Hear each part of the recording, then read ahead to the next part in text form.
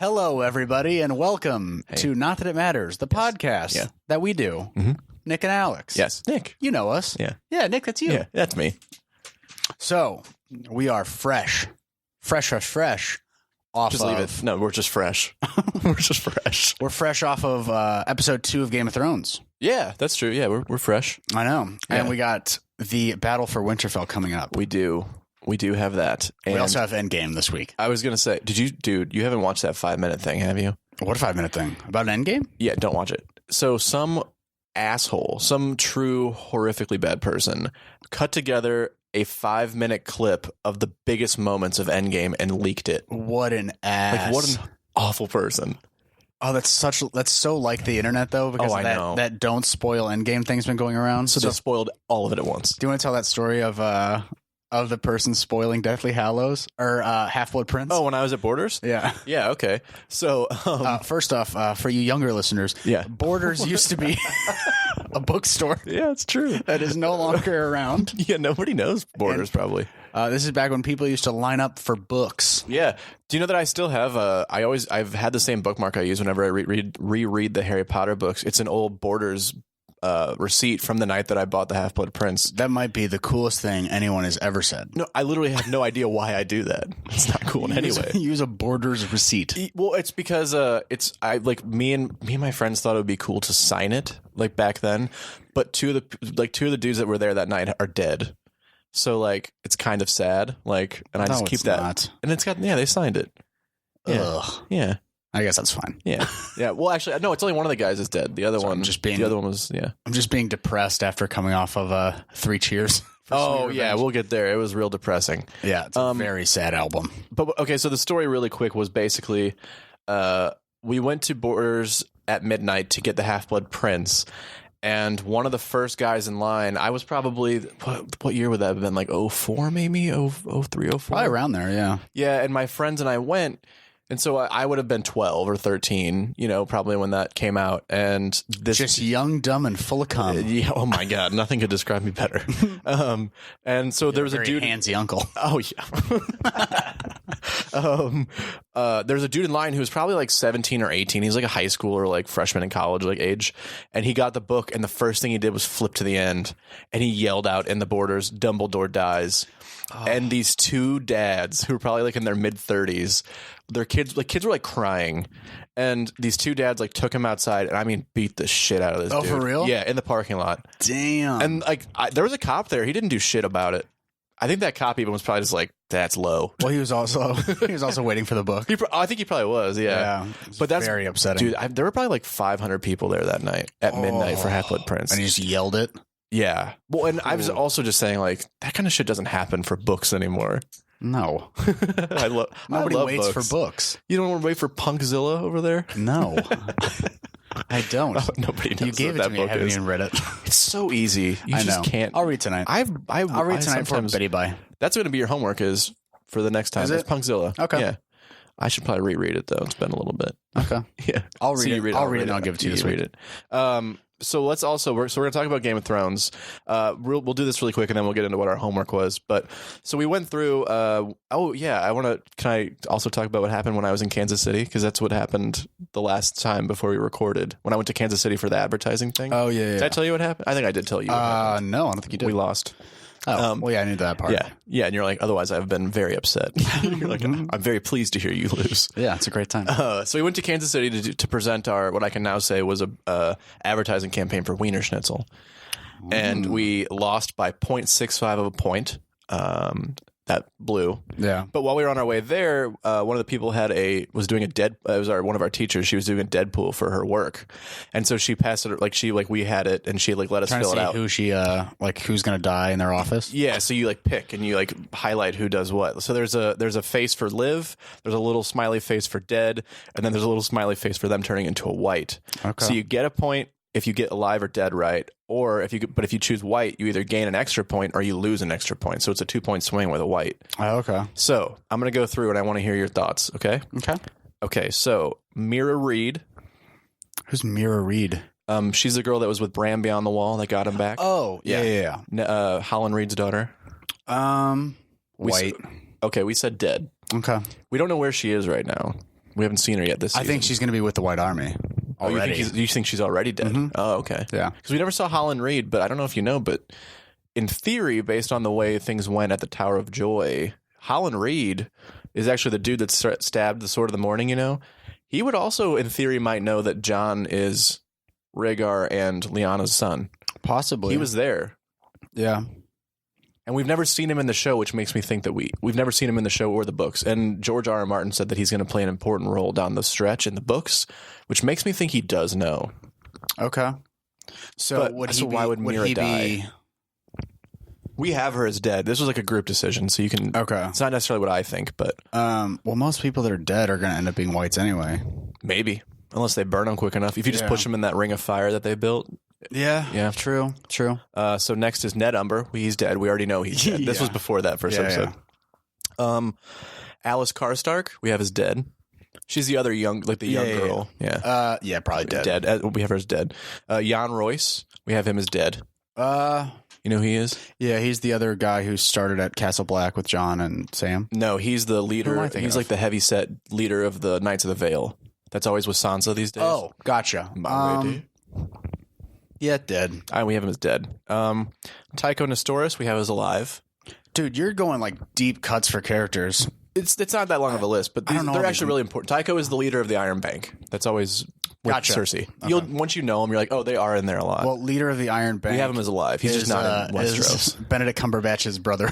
Exactly. Yeah, it's Mycroft Holmes. Yeah, Mycroft Holmes. Yeah, it's Mycroft. Okay. Yeah, why don't you just tell me that? It's Mycroft. Okay, I'll do it. Yeah. So Edmure Tully, we have him as alive. We haven't seen him yet. We don't know where he is. Edmure Tully. Yeah, he's alive. Who's that? Catelyn's brother. That was he's the. Oh, sorry, I was thinking of Tarly for a second. Oh no, Tully. Yeah. We haven't seen him, and he has an army at Riverrun. The Lord of the Fish or whatever it is. Yeah, he's the nephew of the Blackfish. You know him. He was Catelyn's. Because the Blackfish is Catelyn's uncle. Yeah, and her Hoster Tully was her dad, and he ran. Why do I know? It sounds like you know so well. You read all the books, didn't you? Yeah, but this is still embarrassing a little bit. I mean, it's my favorite show. True. I mean, this is why I have to watch it so many times because there's so many characters, so many names and places. Just to get all the different relationships and all kind of stuff, it's virtually impossible. Yeah, I know. Like after the first episode, I watched it Sunday night. Mm-hmm. I watched it Monday morning. Yeah. Or Monday night, sorry. Mm-hmm. And then I watched it like Thursday night too. Oh, I'm a 3 watcher. Yeah, I haven't watched it yet again, but I will. This new one. But, I haven't watched it yet. You should read the books and also read the World Book. The World Book is really cool too. I know I need to read the books. It's just it's so much to get into. They're dense, and they're like reading history books. But I would say actually, even if you don't read the book, just read the World Book. It's so cool. Okay, because he fills out everything that's outside of like what you see. Because Essos, we only see like the far west of Essos. Yeah, like you don't know about Yee T. Is so cool.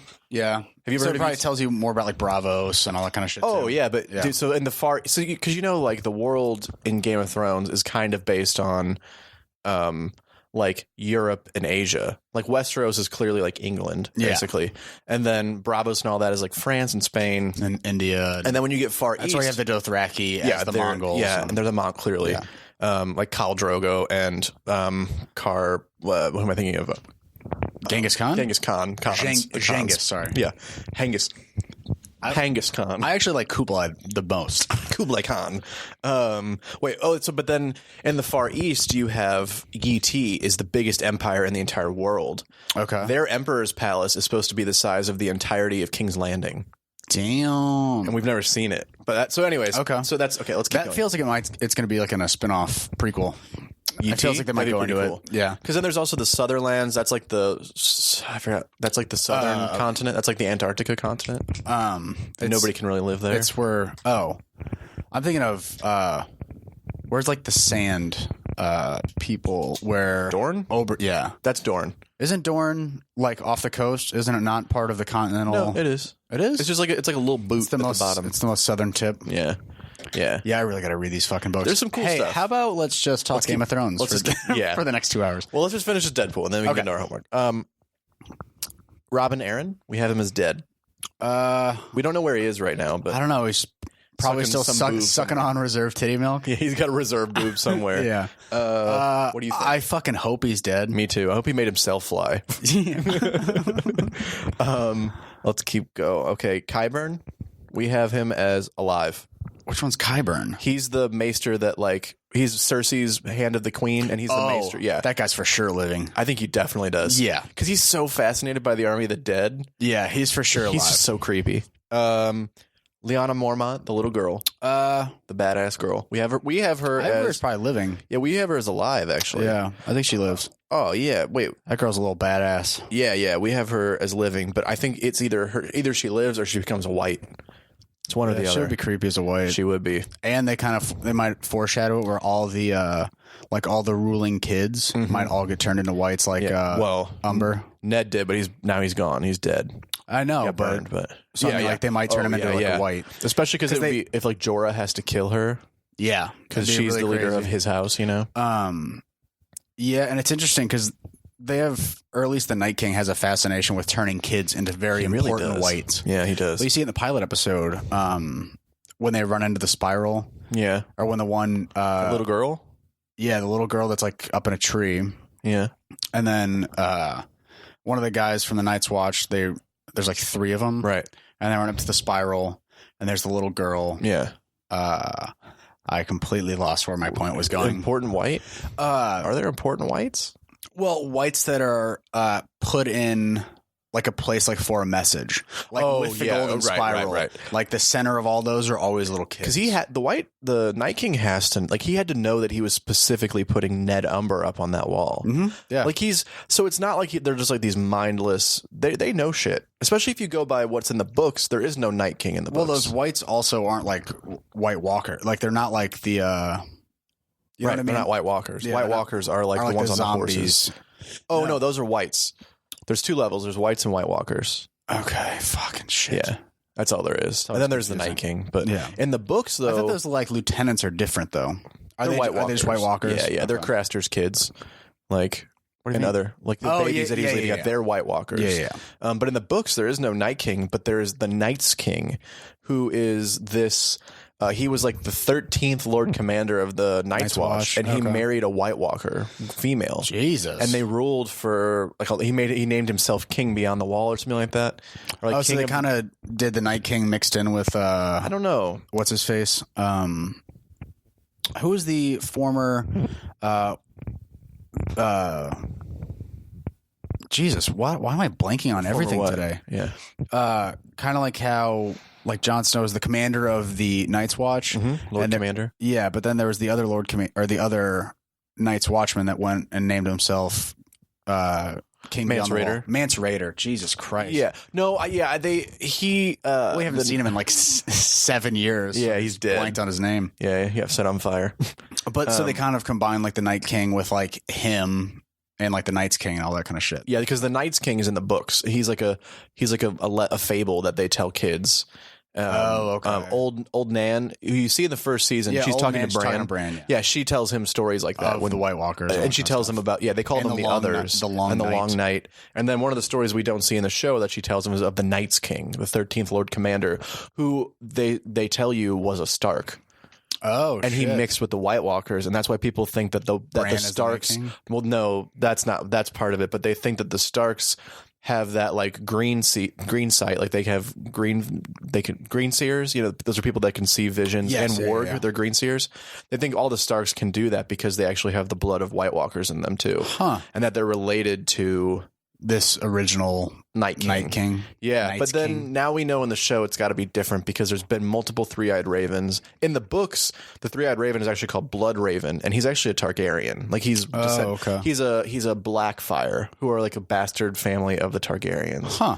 God, I know this is stupid. Did you know a shocking amount? Let's act like that didn't happen. Good Lord. And move on to the next person is Edison Tullett. He's the guy that's Lord Commander of the Night's Watch. He's now, remember him and Brandon Sam are on the wall talking. Yeah. We have him as dead. Oh no, we have him as white.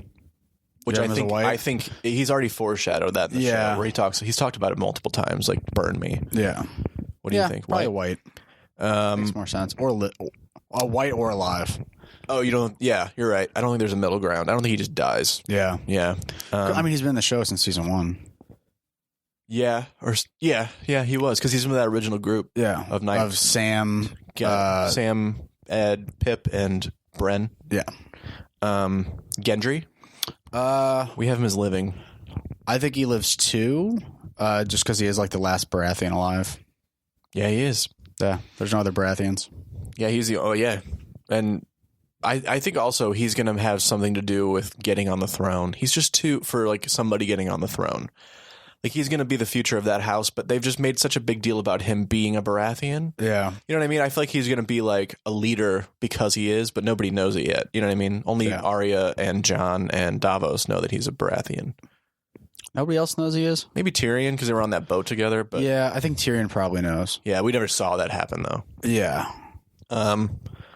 Yeah, because I just rewatched that episode a couple of days ago where Davos finds Gendry and brings him to Jon, and then Davos is like, "Yeah, just don't tell him who you are. Just tell him." And then he goes to work. Yeah, and then he goes to Jon and he goes, "Hi, my name's Gendry. I'm Robert Baratheon's bastard son." Yeah. And Davos is like, he was meant to keep that to himself. He's like, "I knew your dad." Tells him everything. Yeah, he's perfect. Bronn, Sir Bronn of the Blackwater. We have him as living. I think Bronn lives, but I think Bronn takes out Tyrion. I don't think he does. You don't think so? I don't think he does. I think Bronn's gonna kill one of the Lannister brothers. Maybe Jaime. Maybe Tyrion might live. Yeah, he might do that. Well, we'll get to my idea for what happens to Jaime when we get to him here in a second. Euron Greyjoy, we have as dead. Yeah, I think he definitely dies. Theon, we also have as dead. I think he dies defending Bran in this next episode. Yeah, I think so too. I think he's going to be protecting, or the Ironborn are going to be protecting Bran in the Godswood. In the Godswood, yeah, and I think he definitely dies. Yeah, that's like his final sacrifice to make amends. Yeah, for it makes the sense. Starks Because they kind of are now. It would wrap up that storyline really well. They're doing that weird thing of like, or maybe Sansa and Theon like have a thing. Like, no, I didn't think that. They kind of hinted, because think about that. When they sing that song at the end of this last episode, all they show are couples who are in love. And one of the couples they show are Theon and Sansa. They're in love for like a very different reason though. Like they were only like in love because they grew up together and they both were tortured by the same guy. Like that's their major connection. Mm-hmm. They also both helped each other escape. True. It's more like it's like a friendship, familial love than it is. But they didn't show like Sam and Jorah. They showed Sam and Gilly, and they showed Arya and Gendry, and they showed Jon and Sam and Jorah Daenerys. Don't have like I mean, the only thing that Sam did was help him survive escape Grayscale. Yeah, which would have killed him. Well, and bring him back to the person that he loves, which is Daenerys. That is true. Yara Greyjoy, we have as living. Yeah, I think Yara's gonna live. I wonder if she comes back. Is my question. I don't. Maybe. I think they might all retreat to the Iron Fleet, but they're not there. They're in the Iron Islands. I know. Like, because Yara even makes a point to say, if Daenerys and them fall and they need to retreat somewhere, like we will have ships ready to take them back to the Iron Islands. Isn't that pretty far away though? Yeah, Pike is pretty far. I think it's just like. It's like maybe a couple 100 miles from King's Landing. Off the coast? I forget. Yeah. The map. I think it's like southeast. Oh, okay. Yeah. I don't think it's like crazy far away though. They could get there? Yeah, I mean, because they can get away from the Night's King? Yeah, like if... the Night King? Like whoever falls there, like they can start retreating all the way back to King's Landing. I wonder if that's how it'll go. I also kind of wonder if they do just divide this season into halves. The first 3 deals with the Night King, and the second 3 deals with who's on the throne and how it all ends. Yeah. Could happen. Maybe. The only way that works is if the Night King dies in this episode. Yeah, and they win the battle for That's the only way that works. Otherwise, it has to be the Which whole would season. It would seem cut too perfectly. Yeah, I think it would be way too perfect. It might not necessarily go that way. I think like maybe a decent amount of people in Winterfell survive and they retreat. And it's not King's over Landing. just in that 3. And Cersei maybe tries to like kill them all. Yeah, maybe. Possibly. I mean, she has the gold company, but then she would. Yeah, it's only 20,000 though. They have 100,000 just on their own. 100,000 Dothraki. Do they? Yeah, it's that many. That's what they said. Oh. Well, and then they have like all the Stark banners, which is like altogether like 1,000. Yeah, it's like nothing. Like Lyanna Mormont has like 12 people. Yeah, literally. That's all. She's like 200, and she's like, but they're fighters, and you're like, yeah, cool. Who gives Good a fuck? for you. I'm glad they're tough. Young Sam. The baby Sam. That's on the Deadpool. Yeah, we have him as living. He's too young to be a white for it to be impactful. I think we don't know what his face looks like that much. You know, Yeah, but he is like he's one of Craster. He's the last son that he should have gotten. Yeah. The Night's King should have gotten. So maybe the Night King wants him to make him into another lieutenant. But he wants Bran. We know that now. Yeah, but he might. I mean, if he can also get the little baby, he's not a baby anymore. He's like 3. Take him. He's like, I'll still get him. I'll take him. I'll take any. Gilly, we have her as turning into a white. I think she just dies and Sam burns her. Or maybe she's alive and Sam burns her. What a weird choice that would be. What? What does he say? He just goes, well, I just feel like he would be like, look over there. And then he just set her on fire. Does he call her like a horse mouth because of that overbite? He just burns her. Yeah, I think that's what happens. And the baby's like, ooh, sick bun. Sick bun. Samwell Tarly, we have him as living. Yeah, Sam's got to live. I still think there's a chance that he's the one that's writing this whole story down because they kill Bran. Yeah. And they need to remember everything. Like write the memories down, yeah. Jaime Lannister, I have him as dead. I think Jaime's going to live. Can I tell you my theory? Actually, no. I think Jaime and Tyrion are both dead, and I think Cersei lives. Can I tell you my theory? Yeah. I think you might be right, actually. But my theory is, and this is very far-fetched, that what's going to happen is, and this actually doesn't necessarily go with the Deadpool. I think we chose something different. But what's going to happen is Jaime dies. No, wait. No, Jaime doesn't die. Well, we don't know that he Jaime dies. dies saving Brienne. Well, I think that might be something that happens. But I think what happens is the very end, Cersei's in the Red Keep. This is later on. Oh, I know you're gonna say. Have I told you this already? No, but he turns him into turns her into like a zombie, like the Mountain. No, just wait. Oh. Cersei's in the Red Keep. The Hound, the Mountain is the only thing left guarding her in the throne room. Oh, okay. The Hound and Jaime break in. The Hound and the Mountain fight. The Hound kills the Mountain, but is like mortally wounded and slowly dying. Yeah. Jaime kills Cersei, and as she's dying, he pulls his face off, and it's Arya. Oh, and then Arya mercy kills the Hound because he's the last name on her list. Damn, that's what I think happens. Oh shit, that would be really cool. But so then Jaime would be dead, I think, because I don't think you can wear a face if they're still alive. I don't know. We don't know. I don't think. Yeah, I think. Well, because I think you have to take their face.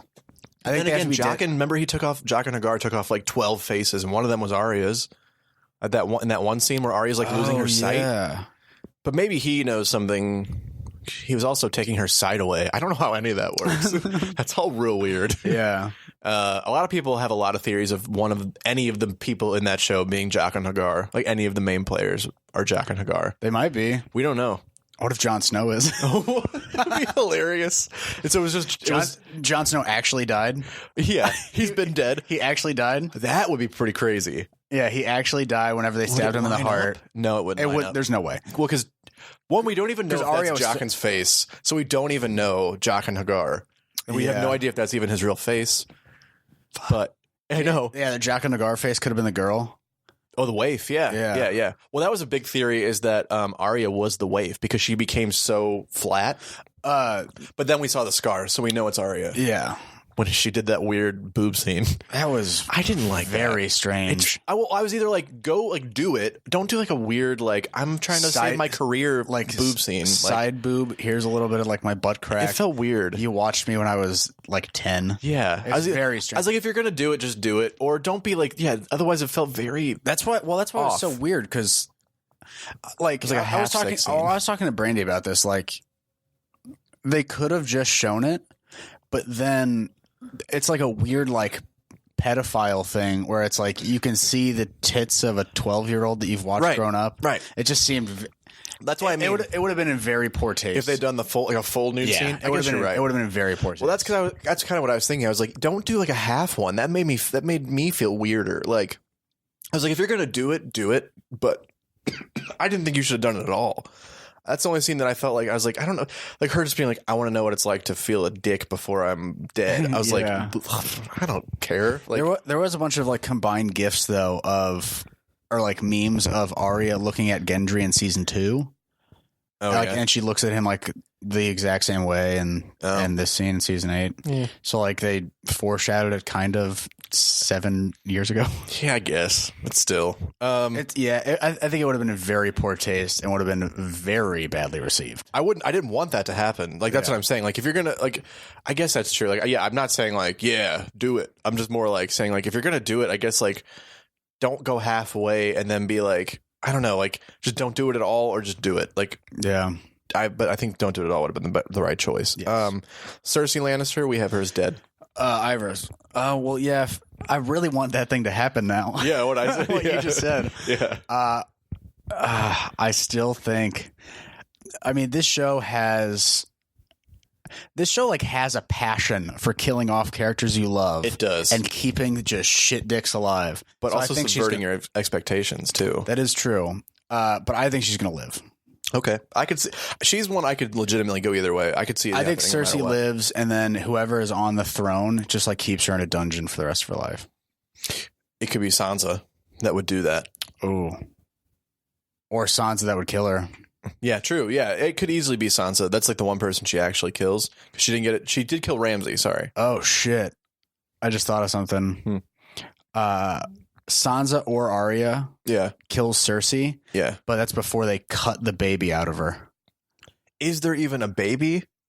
Jaime seems to think that there is. But she's also drinking wine when she's with Euron. But it's also Cersei had the phrase kill Robb Stark's wife when she was pregnant. Yeah. So they would cut the baby out of the belly first or just stab the belly. Stab her belly. Yeah.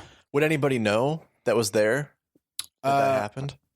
What do you mean? Well, like, would anybody know to you know what I mean? Is anybody left alive that could be like, hey, this is what they did to Robb's wife? I think it was implied that like the story was told enough. It seems that way. I just don't know. Everybody kind of knows. I mean, I know that people know what happened when they cut Robb's direwolf head off. Well, and put it on his body. which is why Arya first off fed all the kids to Walder Frey, but then cut Walder Frey's throat. Oh yeah, the way that who cut the throat of Catelyn? It was Lord Bolton. Yes, the Lannisters send their regards. Yeah, yeah. He comes up. For some reason, I thought it was just like a lowly Walder Frey.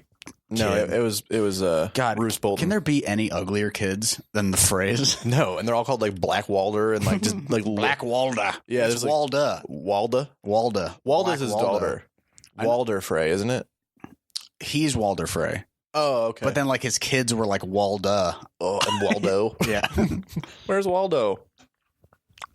In your meat pie. Yeah, he is. Tyrion Lannister, I have him as living. If Cersei lives, I don't think one or the other is going to die. Either Tyrion dies or Cersei dies. I think he's living. Okay. I think he's living. He's in the crypt. Because he's going to be in the crypt with all the other women and children. Isn't there part of him in the trailer fighting though? Is there? I think there is. I didn't remember there being one. Maybe I'm wrong. Huh. I don't know. Dario Naharis. Well, we haven't seen him. I don't know if he's coming back. Yeah. I'm pretty sure that actor said he didn't film any scenes. Okay, so that doesn't matter. Yeah, I think he's right now he's shooting the new Hill House season 2. Living probably, but over in Essos. Yeah, keeping up with Marine. Yeah. Melisandre, I think, dies. She said she has to die. So. Oh, the red woman. Yeah. I mean, where has she been the last She said she was in Volantis, which is where the head of R'hllor is, like the Lord of Light religion. Oh, okay. I mean, I don't care. Yeah. It doesn't fucking matter. She could live. She could die. She could do whatever. Yeah. I mean, she said she has to die. Remember, she goes, I have to come back because she tells him and she tells Varys that they both have to die in Westeros. Oh. Huh. Remember? No. Remember when at the end, when she goes to Dragonstone and she tells Daenerys to bring Jon Snow there. And then Varys is like, I don't think you should come back here. And she goes, I will come back. Oh, and then we both have to die in this strange land. But then Davos tells... No, that was way earlier. Was that way earlier? That was in season 6. At the end of season 6, he tells Jon what happened. Dude, I've seen this so much. I know. Everything just rolls Remember, because she tells Varys is like, I don't think it would be safe for you to come back. And she goes, oh, I'll come back. She's like, we both have to die here in this strange land. Dear Spider or something like that. Okay. Yeah, so I think she's a lot of people think that she's Nisa, but I don't know if that works. Nisa. You know who Azor Ahai is? Fucking dumb Star Wars name. You know who Azor Ahai is? The prince that was promised, like oh yeah, we've talked about prophecy of Azor Ahai. Nisa is the girl. That's why we were also thinking that Jon Snow was the was the Lord that was promised. You and I Prince that was promised. He's Azor Ahai. Like, I think that they all say Nisa. That's like the woman that he had to plunge his sword into her burning heart. And when he pulled it out, it was on fire. And that was Lightbringer, the sword Lightbringer. Like, and that's what defeated the Night King the first time. Oh. So a lot of people now think that he's got to kill Daenerys because she has a heart of fire. But then Melisandre also is said to have a heart of fire in the books and in the show. And they say that like Melisandre's like skin is always warm. She smells like a forge. Huh. So like it could be that he has to kill Melisandre. In the books, it talks about when he kills Nisa. It's like he stabs her and she lets out a scream of agony and ecstasy. Ugh. Which is exactly what happens to Melisandre when she gives birth to that shadow demon. Oh yeah, she's like kind of loving it and hating it at the same time. I don't know. It could be either of them. If the thing too is if any of those prophecies are real, we don't know. They make so many prophecies in those shows. Because it hasn't been realized in the books yet. Yeah, well, also in the books, there's like 1,000 different prophecies. There's the one that we see in the show where that, what's her name, something frog or whatever, told Cersei that she'd have 3 kids, all of them would die, and then she would be killed by the Valonqar, which from Old Valyrian translates to little brother. Oh. And so she's always thought it'd be Tyrion, even though Jaime is technically her little brother too. Okay. This show, man, sorry. I know way too much. Lord Varys, we have his living. I don't know. I think he might die. I could see it going either way. Yeah. Doesn't really bother me. Well, it's also like a lot of these characters are so like inconsequential if they die. So I'm just not passionate about if they die. They're like important, but then again, what if they died? I'd be like, oh dang, wow, okay. Yeah. That'd be Podrick Payne, we have his living. He's got women to pleasure. I know. He's got that big fucking meat sword. Yeah, apparently he knows how to use it. Maybe the prostitutes pay him. Yeah. I think what a weird character. I know. He's only like legitimately good person on the show too. I think he might live and Brienne might die. Mm-hmm. And he no. I don't know. I think he lives. I think Brienne lives too. I think they both live. Yeah. Brienne of Tarth, we have is dying though on here. Damn. No, I think she lives. I think especially after that last episode. Yeah. When she gets, but then again, this fucking show, they give you that like good emotional high and happiness only to rip it out for you the next episode. That was such a cool moment where she gets knighted. Oh, that was awesome. It's the best moment of the episode. But then she gets, she'll probably die. Yeah. She'll probably Grey Worm, we have's dying. It's too easy. It's either him or Missandei. One of them for sure dies. I think they might both die together. Could see it. Like a Lupin and Tonks thing. Especially because he said in the last episode, he basically was like, I mean, I have to serve my queen, but all my people will follow you. That's not what he meant. Or he's like, I'll follow you. She was saying my people are peaceful, and he was saying my people aren't. He means the Unsullied. He just means that he wants those two to go together to Noth. Okay. Yeah. Missandei? I need the rewatch. I have her as living. I think it's same as Grey Worm. They both die? Yeah. Okay. Or Missandei lives because of that little bit that my people are peaceful. And she's down in the crypts, so. Yeah, and then Grey Worm is gonna die. Yeah. Ooh, Grey Worm might be a white. That would be fucking cool. Yeah. I think Grey Worm is gonna be a white. I'd like that. We have cockless white. Cockless white. A ballless white, I think, in his case, right? He just has no balls. No, because remember, it's like a big thing that she like kisses like his like Ken doll pelvis.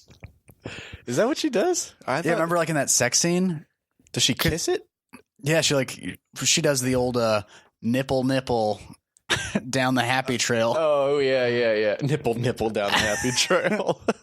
Is that the new Peter Rabbit? I think so. Hippity hoppity. Nipple down the down the rabbit trail. I don't know what song I was singing that. Nipple down the happy Peter trail. Cottontail? I was singing to Grease Lightning. Yeah, you were. Oh. Nipple down the happy trail. Do. Grease Lightning. Jorah Mormont. Dead. Oh. Dies to save Lyanna Mormont? Possibly. Or he lives and he kills Daenerys. Why would he kill Daenerys? That would be a tough one. That would be a hard one to believe. Yeah, he could die. Yeah, I think he dies. No, I think he lives. Okay, Davos Seaworth. Davos lives.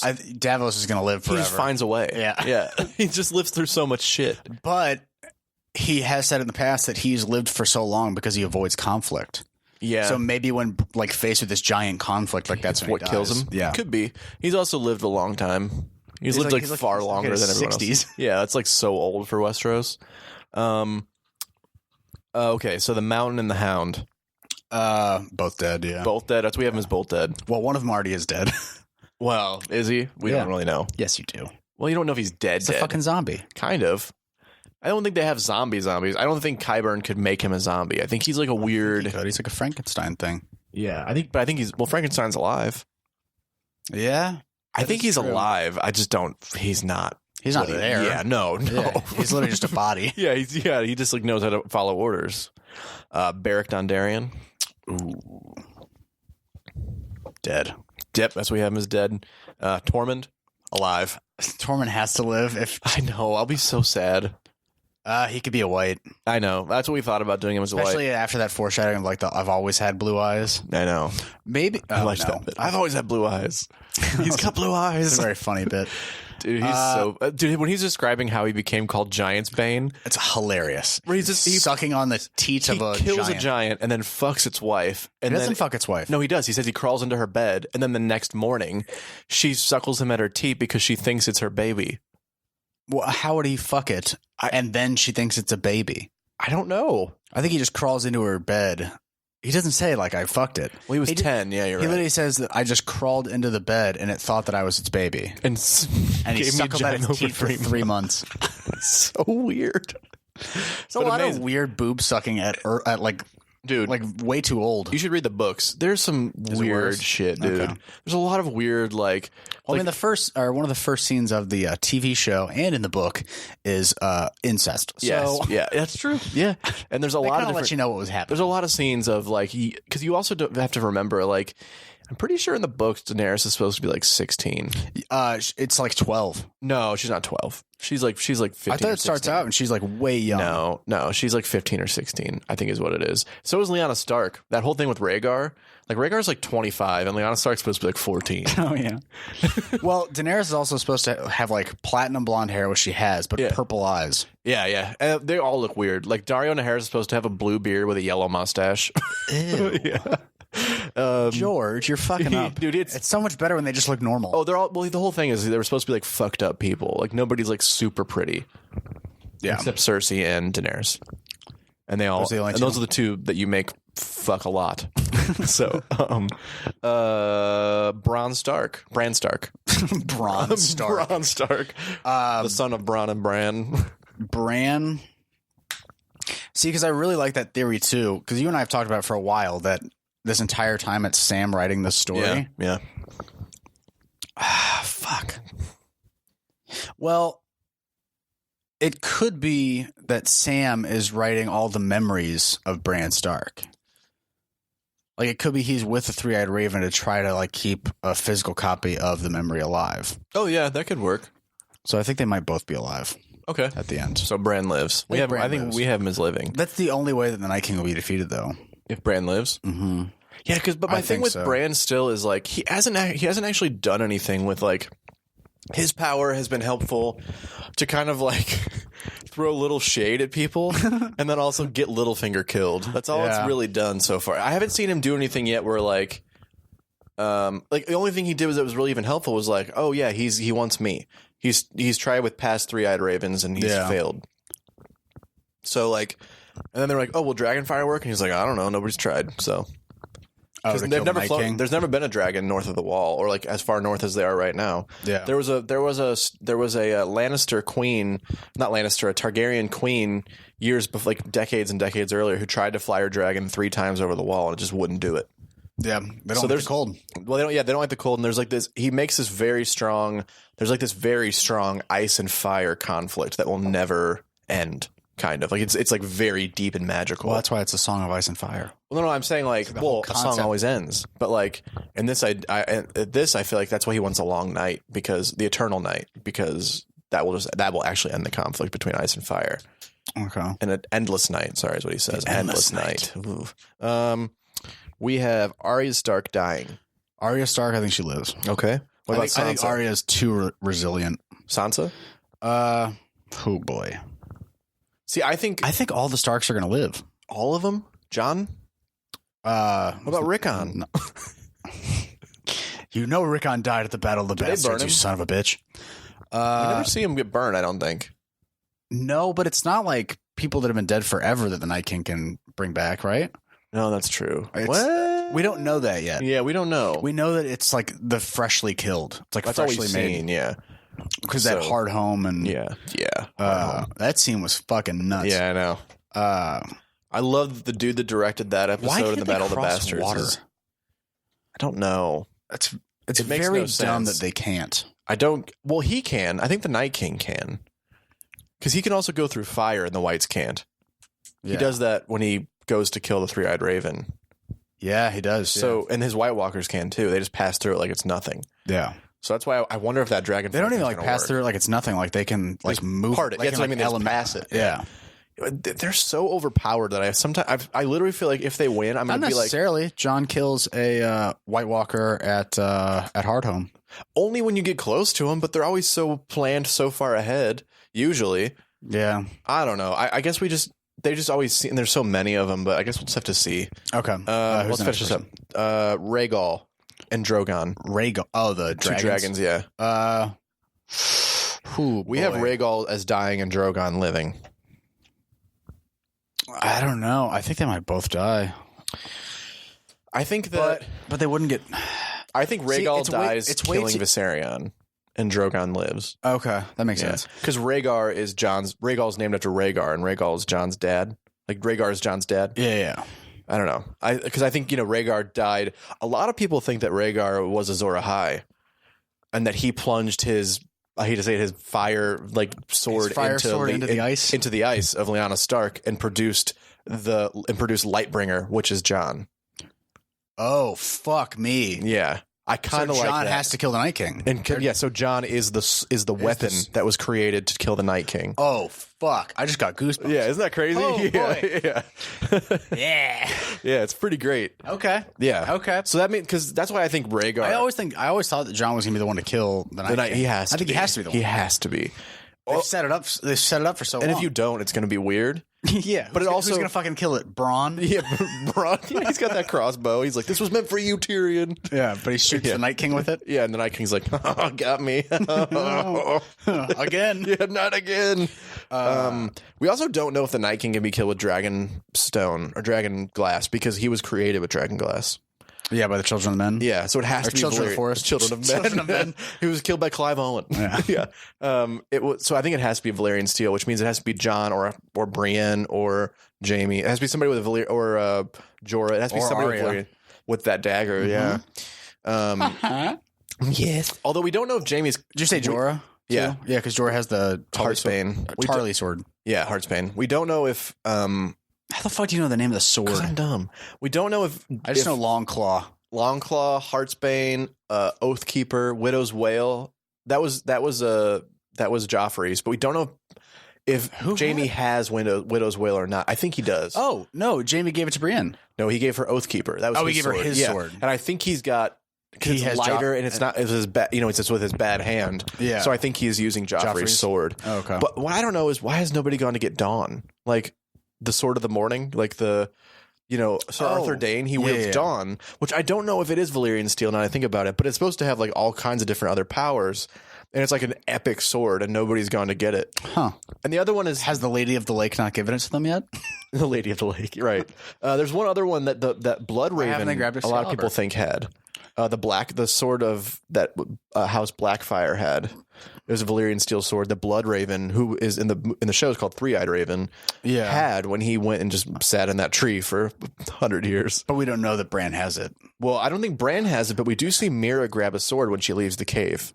But it wasn't like super fancy or anything, and I feel like we would have known if that was... I forgot what the Blackfire sword was called. I'm going to look it up while I'm talking. But who's the next person? Ghost. We have Ghost as becoming a white. Yeah, that makes sense. And Jon has to kill Jon kills Ghost, yeah. And then Daenerys. Dead. dead? Yeah, I think Daenerys dies. Okay. And then... And I think Jon might have to kill her.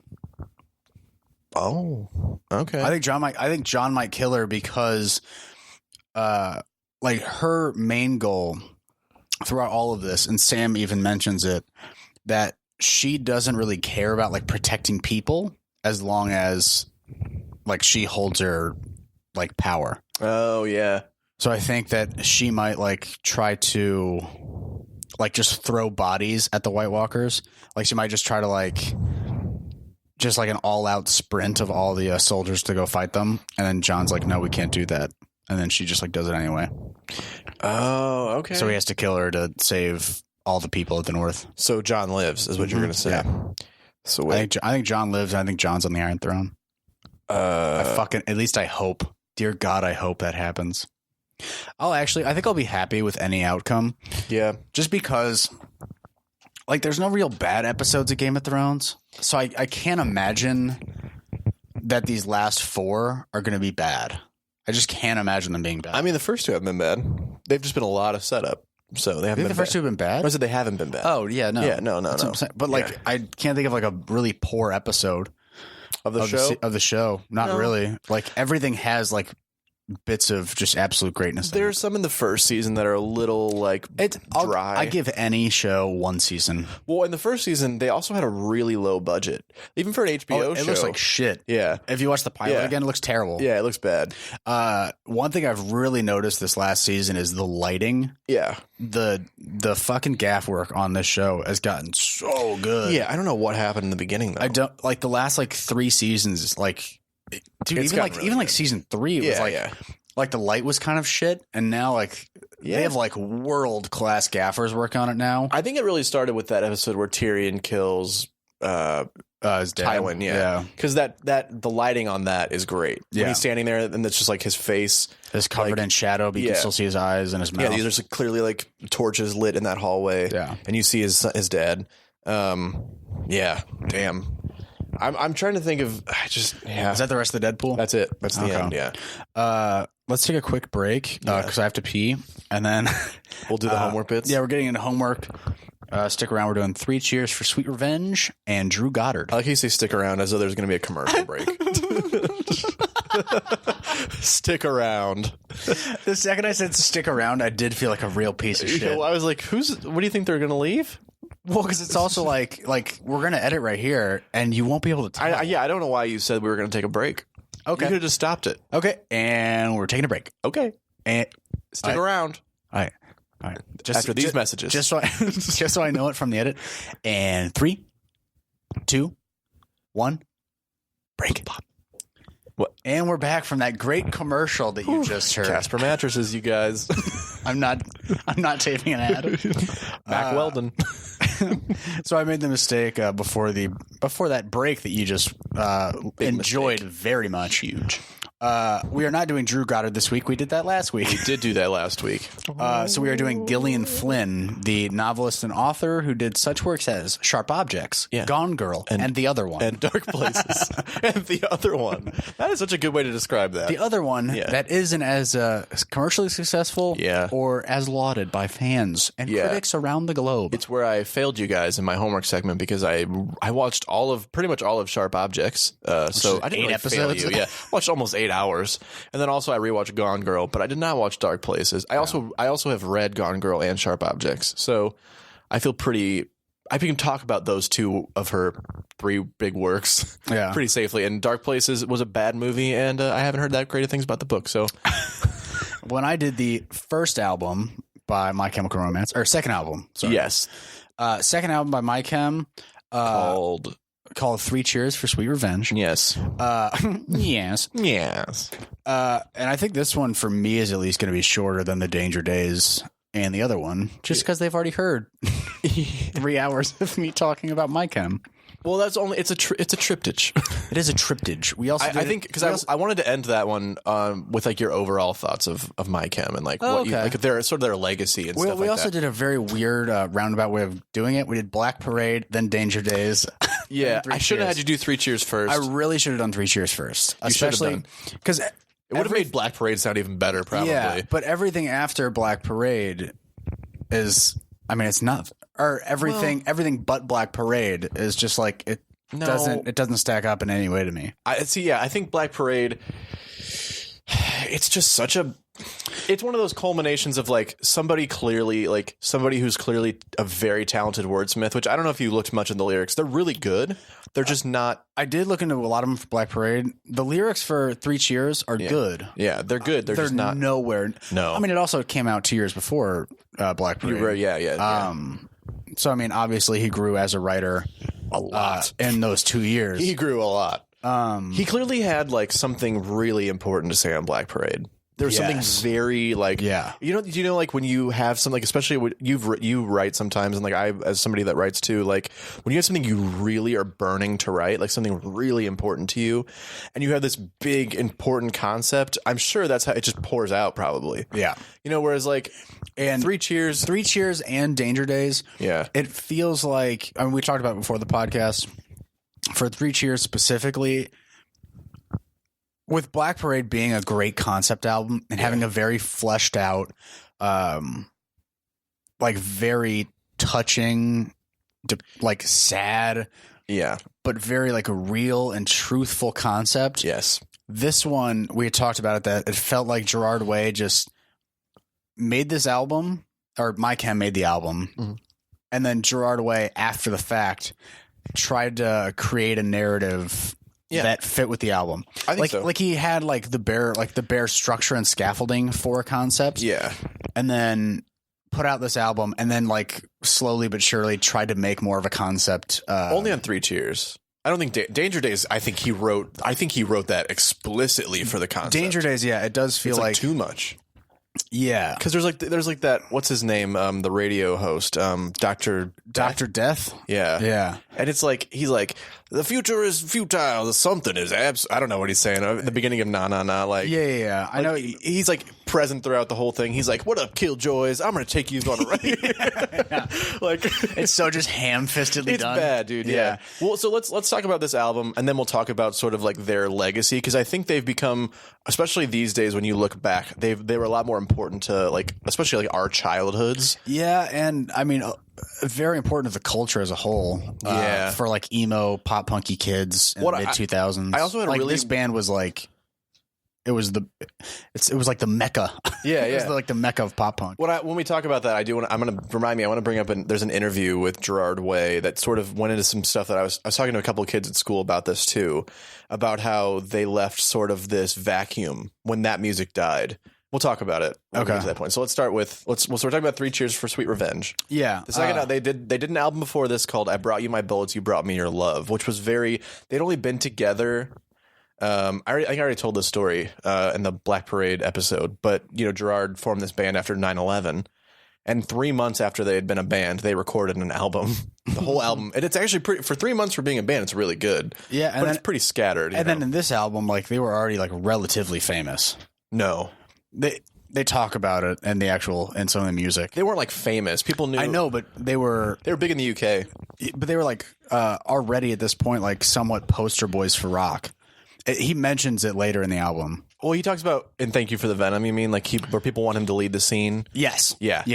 Well, the thing is, he's like you couldn't even pay me like to be the poster boy of the scene. Right. He doesn't say that exactly. No, you're right. It's almost exclusively that. Almost that line. Though. Exactly that. I mean, he doesn't use the term poster boy. No, but he says, "I wouldn't leave the scene if you paid me," or something like that. I wouldn't lead the scene even if you paid me. Right. That's the line. But basically what happened was like New Jersey, if you look at all the bands that came out from that era of music, New Jersey and New York are like where it all came from. Jimmy Eat World, Thursday, Saves the Day, Sunny Day Real Estate, Armor for Sleep, all the big emo bands that came out. I don't know half those bands that you said. Who did you know? Thirsty for Sleep. Thursday, and then something. Armor for Sleep. You don't know Saves the Day or Sunny Day Real Estate, Jimmy Eat World? I know Jimmy Eat World, obviously. Well, you don't know their big emo album though, which is Clarity. No, I know 99. Like their like Bleed America, punky, which has Sweetness and The Middle on it. Yeah. But which everyone knows the middle. Everybody, a lot of people know Sweetness too, probably, which is a pretty good song.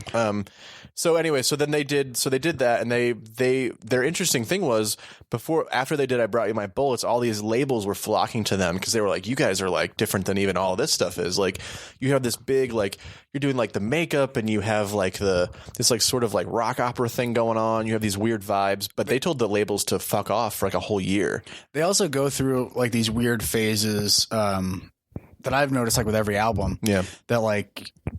Not only are they all concept albums, but like their whole persona and their whole look and everything also fits into the concept as well. Yeah, it changes for each one. Yeah. Like this one is all like black hair, suits, and like red ties and roses and all that kind of stuff. Yeah, you're right. Yeah. Red and black combo. Black Parade's all white and black. Yep. Almost exclusively. And Danger Days is an explosion of color. Yeah, and Danger Days is all fucking weird. Yeah. Gerard had like bright red hair. It's terrible. Yeah. It fucking sucks. I can't even like defend it that much. I like Danger Days. There's a couple good songs, dude. I need you to listen to the conventional album and the whole album itself. Below dicks. You should listen to Conventional Weapons, the album they scrapped before they did Danger Days. I'll have to go through. It's actually pretty good. And I'm looking back now. I'm like, why the fuck did you scrap it? Yeah, but they were like, it feels like they're like, it's not too concepty enough, dude. The album they were going to do after they were recording a fifth album after they did Danger Days and they broke up. Yeah. They were about to record. They were starting to record a new album. And do you want to know what the concept was? Because it sounds kind of amazing. What is it? It is an album about a support group for parents whose kids all died at the same, like in this tragic accident. And so they make up this story about that for themselves that they tell the support group that their kids are all alive and that they've gone to some like distant, like this like faraway place. It's called the Paper Kingdom. What the fuck? Sounds really fucking weird and cool, though. Very weird. I like it. It sounds like a good comic book. That's what I think too. Yeah, it sounds like. And so I know Gerard Way has said a few times that he's thought about doing that as a comic, but that sounds pretty interesting. Yeah, that they would tell this story. Anyway, so you start talking about what you thought of Three Cheers. So I'll start off with the concept. Of the album. The concept is basically. There's these two people called like the Demolition Lovers. Mm-hmm. There's a man and a woman. Basically, the guy has to kill 1,000 evil souls and bring them to hell, so he will be reunited with his lover in the afterlife. Because they were like outlaws together or something beforehand. No, right? It's like not that at all. It's mostly like they were together through like high school and college, but like she was like with a former boyfriend that would like that got her like shamed publicly, and like he helped her through all that, and they got together. But how did she die? How does that whole thing she work? Killed herself. Oh, okay. Because in that song specifically, let me find out which one it is. But in that song specifically, she was like shamed publicly in high school. Like it's like a flashback. Yeah. And she tried to kill herself by jumping out of a window. Okay. She just broke her foot. So then like they were together. Oh wait, I'm not okay. I know he says, you remember that when you jump out the second story. Yeah. When you broke, I'm not okay. So that's I'm not okay. Oh. But that's kind of like, that's like a flashback to kind of like how they met. Oh. But a lot of the album takes place like in their present relationship. Right. She's dead. Right. That's why this album, the concept is fucking screwy. Yeah. Like it jumps around in time a lot. Yeah. Where like there's songs like in the beginning of the album where she's already dead and he's like remembering when she died. Right. Right. And then later in the album, like they're still like in high school and he's like helping her through all this shit. Yeah. And then it's like the day that she died and like the funeral. Oh yeah. And then it's like when he kills himself. And then at the end, it's like him. He kills himself. Is that all it is? Pretty much, yeah. Okay, yeah. Because what is? Oh man, okay. One of the last songs is Cemetery Drive, right? Yeah, and she has already killed herself, and they're basically like pallbearers are moving her like to the grave, and he's in like this weird trippy hallucination where like he doesn't know if she's necessarily dead or not, and he's like in a drunken stupor like by her grave. Right. By the way, these fucking albums are so fucking sad. Yeah, I love it. Jesus Christ. It's great. I was literally like, almost looking back. I say this, I'm fine, everybody, but I was like, I'm not okay. I was like looking back, like longingly towards like my cutting time.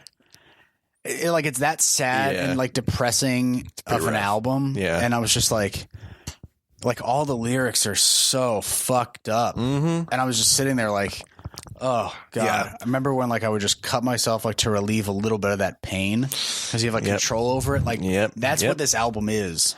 It's like an album like about suicide and cutting, but also about why it's bad. Yeah. Because it's also, I don't know if it was at this time or if it didn't happen to the Black Parade where My Chem was kind of like at the forefront of that whole movement. Of the emo movement. Of the emo like cutting movement. If you want to decide that that's a genre or not, I'm still never going to decide whether I think it's real or not. Well, Cemetery Drive in the second verse, the line is, singing songs that make you slit your wrist. It isn't that much fun staring down the barrel of a loaded gun. Right. Yeah.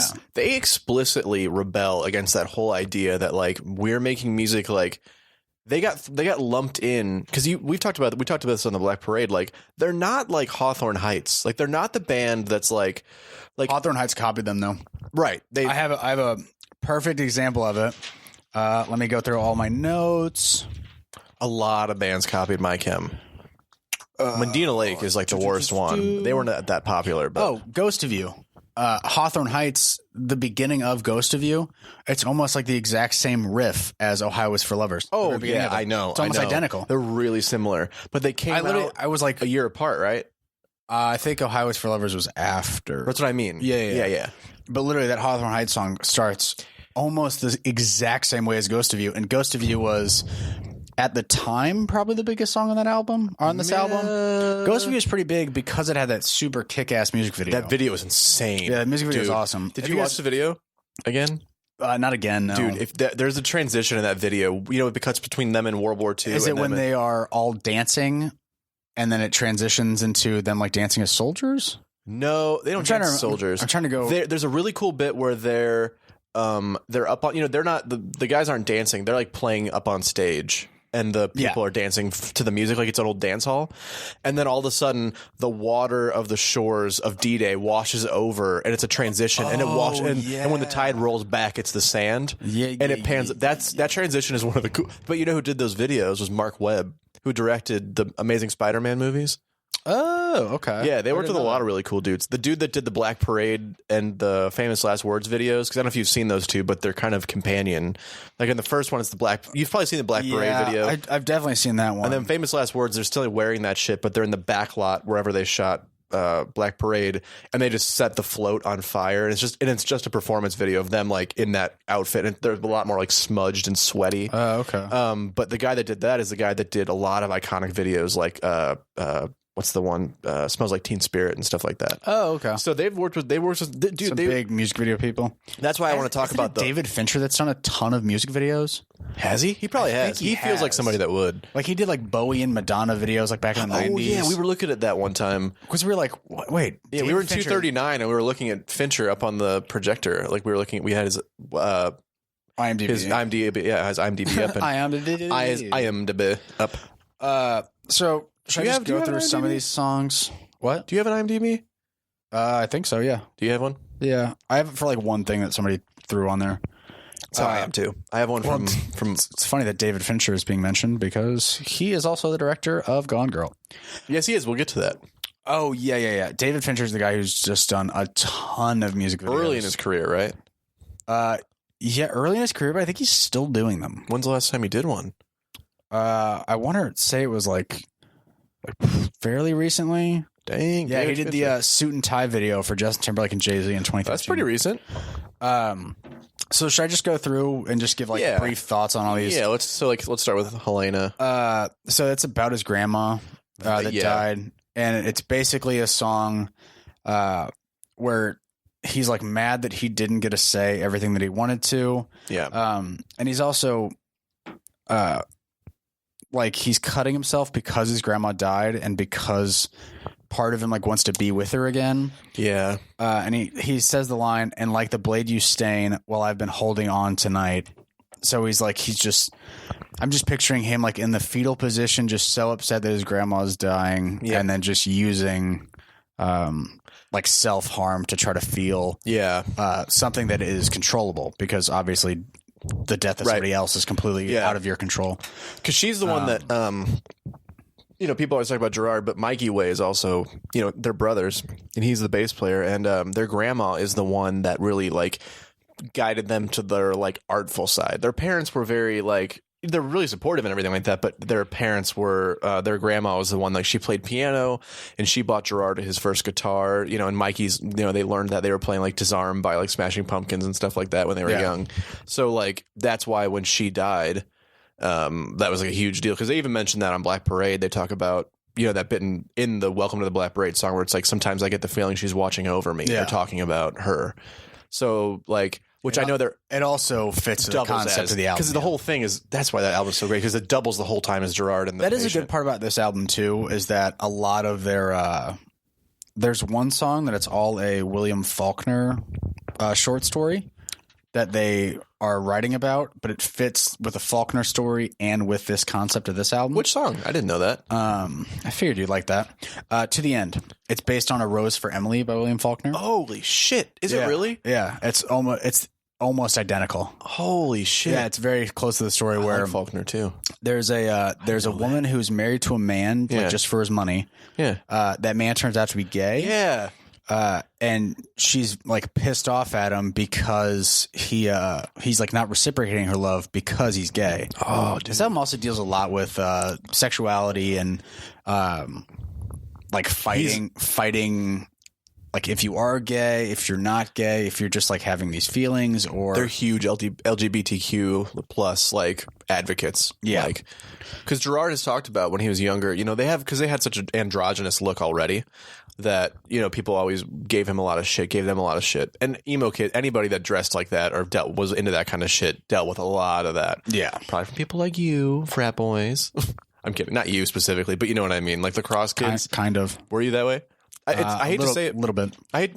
You know what? It's all like ignorance. We didn't very know. ignorant in high school. We just didn't know. And like even in college, even I was like I dressed like that, and even I was like, fuck me, like because you didn't know. But like I remember a kid like this in high school who was gay, but also dressed kind of like My Chemi. Yeah.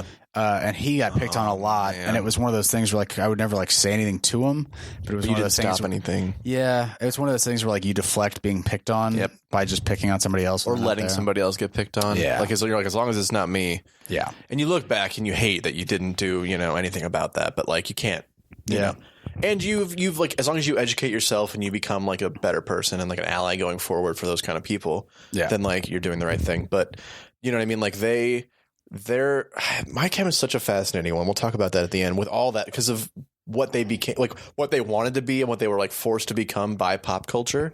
Yeah. Like, and that's probably, I think that's why they broke up. I'm almost positive that's why they broke up because they made too much outside pressure. Well, and too much like misinformation about who they are especially after the Black Parade, because you can tell Danger Days is such a fucking response to to what people were saying they were as emo. Oh, yeah, because they're fighting against society. Yeah, specifically. And they also broke up because Gerard basically said like we just didn't have anything left to say. We said a lot of it, and now we're done. Like he even talks about how Danger Days isn't really like a My Chem album as much because like it is, but it's because it's like it's mostly just them being like we don't like rich people, but we are rich people and famous people now. Yeah. So anyways, let's keep talking about Three Cheers. I'm sorry. So on this To the End album, To the End song. We skipped Give 'Em Hell Kid, but we did. Yeah, we skipped Give 'Em Hell Kid. I'll go back to it. It's a good song. Yeah. But in To the End, so it's A Rose for Emily by William Faulkner. Right. Yeah. I never need that. Yeah. So basically, there's a really cool line on this song. So in the chorus, she's poisoning the one she loves because he's gay, and she doesn't have her love reciprocated. Then he says, got nasty blisters from the money she spends. Oh, yeah. And so it works in a couple of different ways because she's spending so much money that she's literally like blistering her hands. Yeah. But it also goes back to the short story because in that short story, she poisons him with arsenic, and arsenic is a blistering agent. Oh, dude. Yeah. Dang. Yeah, so it goes deep. Dude, Gerard's good at that shit. He's a really good lyricist. Yeah, that's the one thing we can't ever convey in this is like what the music sounds like. But so if you just heard this, you'd probably think Gerard is like a genius, like lyrically speaking. Probably. He might be one of the best lyricists I know. By might, I mean, he probably is. I mean, Black Parade is definitely way better. This one is not. But I mean, this is him like lyrically still is good. It's still fairly good. They've only been a band for a couple years at this point still, you know? Yeah. Like when they recorded the album would have been like late 2003. So they've been a band for 2 years. He's still pretty young, and that's what he wrote shit. Like he like adapted a Faulkner story into a song. Into one pretty song. Impressive, yeah. And then he did the Black Parade after that. Which, I mean, lyrically is a work of art, obviously. Yeah, dude. There's some lyrics on there. We talked about like the sharpest things and stuff like that is like, woof. Yeah, this one doesn't have like that many like just shit lines. No. I think the Whereas next song after next time after this, you know what they do to guys like us in prison. Yeah, I'm going to go back to Give 'Em Hell Kid just because that's the song that really... Because Helena is clearly a song just like about his grandma. Yeah, and then it kicks into gear with Give 'Em Hell Kid. Give 'Em Hell Kid, and that's when you find out that he must kill 1,000 evil souls to be reunited with his fiancée. Yeah.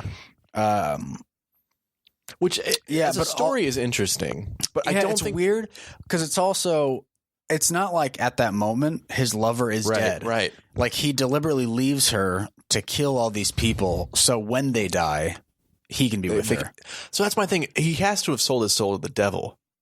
Yeah, but it's like he sold his soul to the devil to kill all these other evil people to give to the devil so he can be in heaven with his girlfriend. Yeah. There's like a gap there of like we don't know why, right? Yeah. Because I knew that bit. I knew that he sold his soul to the devil and that he had to kill people to get back to his lover. Yeah. That's all I knew. He also he goes through trying to figure out is he an evil person? Is he not? In verse 2 of Give 'Em Hell Kid, it's all her perspective. Right, yeah. So then she's super distraught that he's not there. Yeah. And she would be even way more fucked up if she knew what he was doing. Yeah. Because there's no communication whatsoever. And then the bridge of that song is we are made from the sharpest things you say. That's one of the lines. Oh, yeah, yeah. And so it's a line that is in The Sharpest Lives from Black Parade, their later album, which is always fun. And it's funny too because you get from Give 'Em Hell Kid, you get this idea though that he's already gone. Even though they're talking about she's you get the idea that he's already out killing other people. Or that, but then you also if you know the concept, you're is she dead? Because she talks about if you were here, I'd never have a fear. So go on, live your life. But I miss you more than I did yesterday. You're so far away. So come on, show me how. Because I mean this more than words can ever say. And you're does that mean she's already dead? See, that's why this album is so confusing. I know. Because it's she's dead in 4 songs. Yeah, I know. Or is killing herself in a song. Granted, Genius just also... dead, already dead, been dead for a while. It just jumps around so much. Granted, Genius also goes with the most upvotes for which one they show you first. So sometimes you're getting conflicting views of the narrative. Even from the lyrics. Even I know. The lyrics, it's confusing. Yeah, no. Well, from the lyrics, if you didn't know what the concept was, you would never know there was a concept. No, they're just different songs. We talked about this before. It's they might deal with the same themes, similar themes with death and loss, and losing a loved one. Yeah. Especially because Helena's about losing his grandma, the person that he loves. Yeah. It has nothing to do with the concept. Yeah.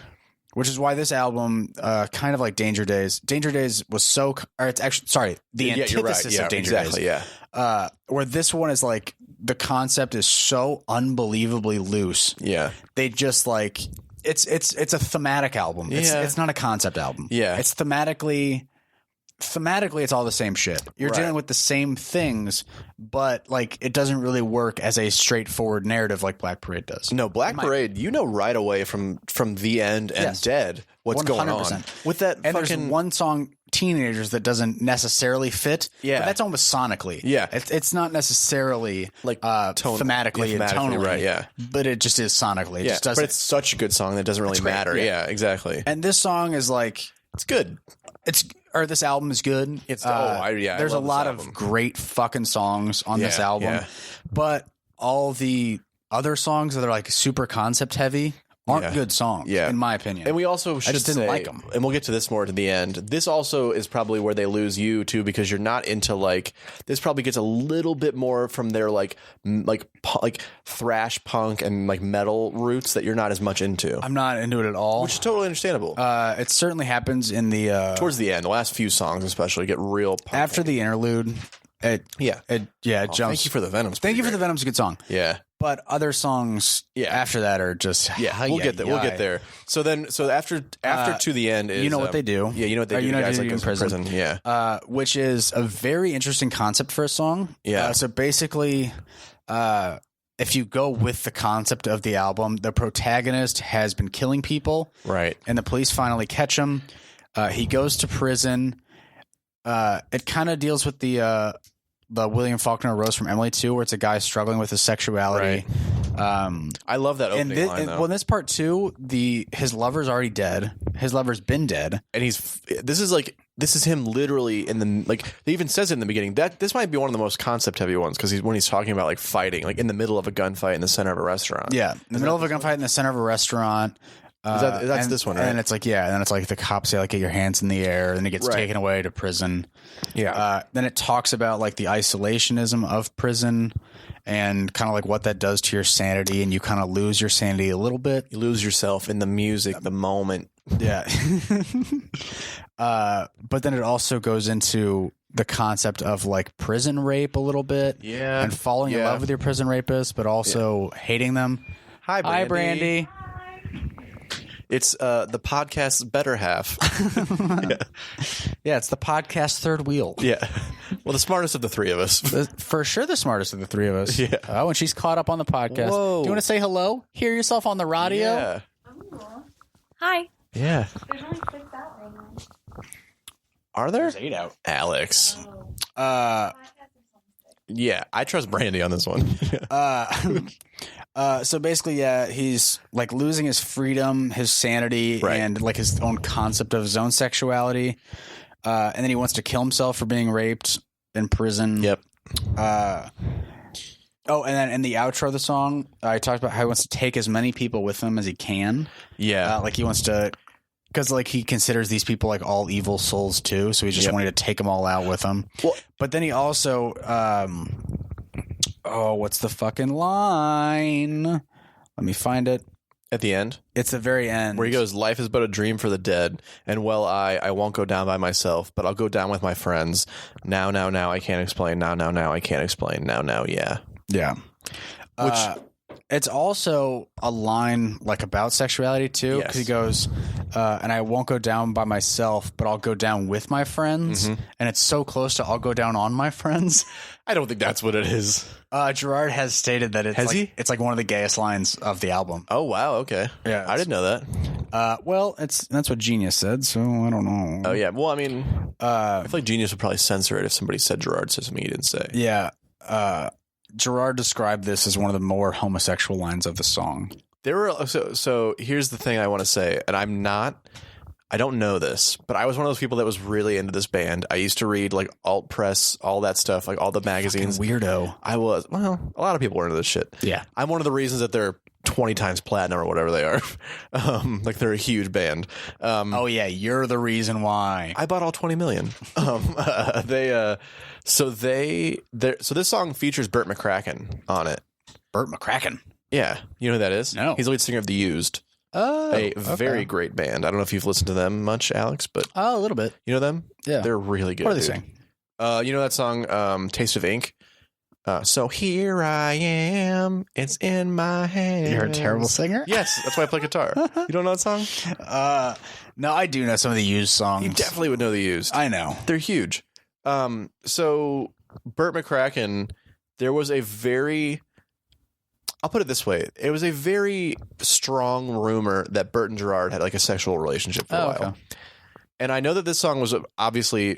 I knew what the themes of this song were. I didn't that one line. I didn't know that was like supposed to be the most like homoerotic line of their stuff. But also it's the one song that features the dude that maybe Gerard was dating at one point, because they used to do a lot of interviews together. Was Gerard raped No, by him? I don't think so. But they definitely they made out on camera a few different times. I know. Oh, okay. Yeah.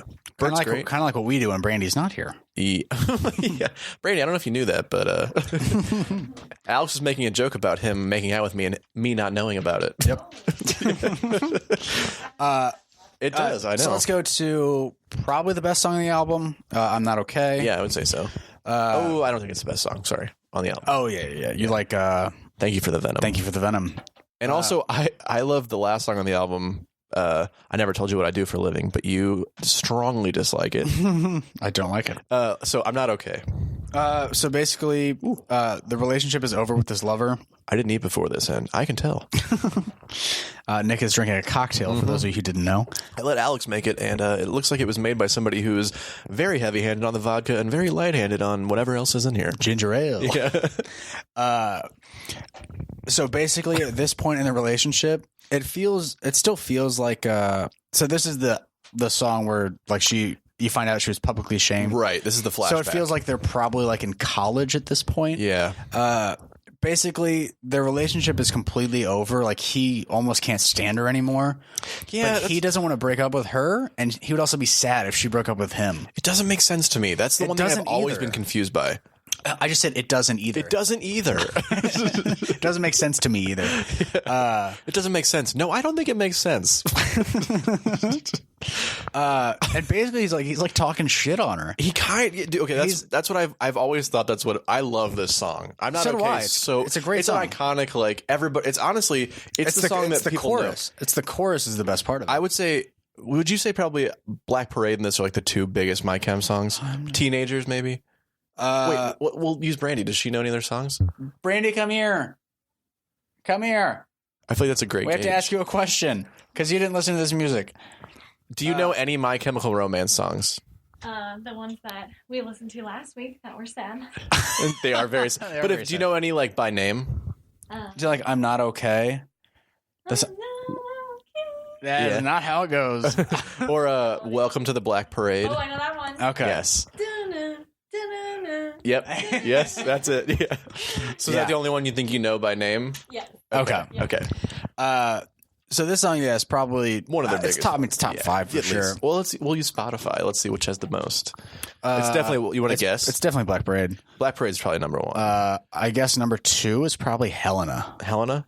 Okay. Number 3 is probably I'm Not Okay. Okay, we're gonna play this game on air really quick. We play this a lot. So it's Welcome to the Black Parade is number 1. How many streams? Oh shit. We played. If you guys heard like hung out with us, 235 million streams. Oh my! Yes, is that it? Yes, yes. Holy shit! How did you know that? Did you look at it recently? No, I didn't. Holy shit! Yeah, 235 million. Well, I think last time you and I talked about it, it was at 220. Okay. Oh yeah. But we didn't. I only said that as a number 1. So what's number 2? Number 2. It's probably I'm Not Okay. It's Teenagers. Okay. How many streams? That's probably how many streams? 167. No, way higher. Whoa. But less than the Black Parade, obviously. 210? A little. It's 213. Wow. Okay. Jesus. So then next one is I'm Not Okay. Okay. 111. 111. Okay, wow. Then guess. Serious drop What's off. number 4? Helena. It's how many? 85. Nope. Higher. 96. Higher. Damn. 103. 102. Damn. What's number 5? Oh. I'll give you a hint. It's from the Black Parade album. Oh, it's from the Black Parade album? Yeah. Famous Last Words. Yep. And guess how many? Famous Last Words. Good. Famous Last Words. 62. Higher. Way higher. 89. Oh, higher. 96. Higher. 110. A little low. It's 100 million. Okay. Combined, they have. Math is tough, but they have a combined. Just between these songs is almost 800 million streams. Yeah. Damn. They get like 6.5 million monthly listeners. It's pretty cool though. It's cool. They're still they're 375th in the world. Jesus. It means nothing to me. That means, who knows what that means? So yeah, this song, third most popular for all of all Helena, the streams. The first one was the so basically the relationship's over. She's only focused on like surface level problems of like popularity and all that kind of stuff. Yeah. But he has like real problems, and his real problem is dealing with her trying to kill herself. That's what I'm so confused about by this song. It's their best song, but it also is maybe the most confusing for the concept. It doesn't make any sense. I mean, it does make sense, kind of. Only if you know the concept like, and you know that this is supposed to be a flashback in the concept. It's a flashback in the concept, but he is also being a huge dick. Let's just agree, this is clearly the song that is the teenagers of this album. I think it is. Because it's an amazing song, but it doesn't fit the concept at all. Because the next song clearly does, and it's an amazing song too, which is The Ghost of You. Obviously, we've already said Hawthorne Heights completely stole it. I want to ask really quick, have you ever seen the video for I'm Not Okay? No. It is very funny. Okay. Because I've first seen of all, Ghost of You and like Black Parade. And it starts off with like, have you ever, like, for anyone who's been afraid or confronted, or like it flashes between like these like things. That's so dumb. It's so dumb. And it's like, but also it's very funny because like they're supposed to be in this high school and they told My Chemical Romance, who were just like goofy dudes. Like they're nerds. Like they weren't like partiers and sleeping with like groupies and stuff. They were playing like D&D after shows. Oh. They're huge nerds. Yeah. I love D&D. We should play that sometime. We should. I still haven't played. But there's a bit I've in done there. Character creation, but I never played. Oh yeah. Yeah. You played with people from our class that I didn't think were cool. We did character creation, and that was it. Yeah, we you never guys actually played. But there's a scene in like 4 hours of my life gone. Dude, I know that group of people. One of those dudes literally told the guy that's moving to LA with me. The dudes goes, I know who you're talking about. You know the dude I'm talking about? Fuck yeah, I do. Yeah. Wait, the dude that's moving to LA with me? No, I know. You said a dude told the guy that's moving with you. Oh, you know what I'm talking about? That dude is. Yeah. Is it Does it start with a J? Yes, it does. Yeah. Of course it. He goes. Of course it does. He goes, hey, if you guys just want to wait like an extra like 6 or 8 months, I don't know what Nick's doing, but if you guys want to wait an extra 6 or 8 months, I'll move out with you. And 6 or 8 months. Dylan goes, well, Nick starts grad school in August, and he goes, well, could he just push it back? What a self-centered cock. Fuck would he? Yeah, let me push back my whole life plan 6 months. So you could move out with us. So you can have an apartment. I'll just say that his last name sounds like the word clit. Oh, it does. I'm actually thinking of a different person. Who are you thinking of? Oh, yes, the other person that his name starts with a J. Oh, that person is not a boy. No, the boy. I'm thinking of the boy. I know. His name sounds like Schmaxon. Oh, that's my least favorite person on earth? Yes. Oh, that okay. person. Yeah, I thought that's who you're talking about. Oh, no, I was talking about somebody else. Oh. No, that guy can... Something with the last name Splint. Yeah, this guy. Yeah.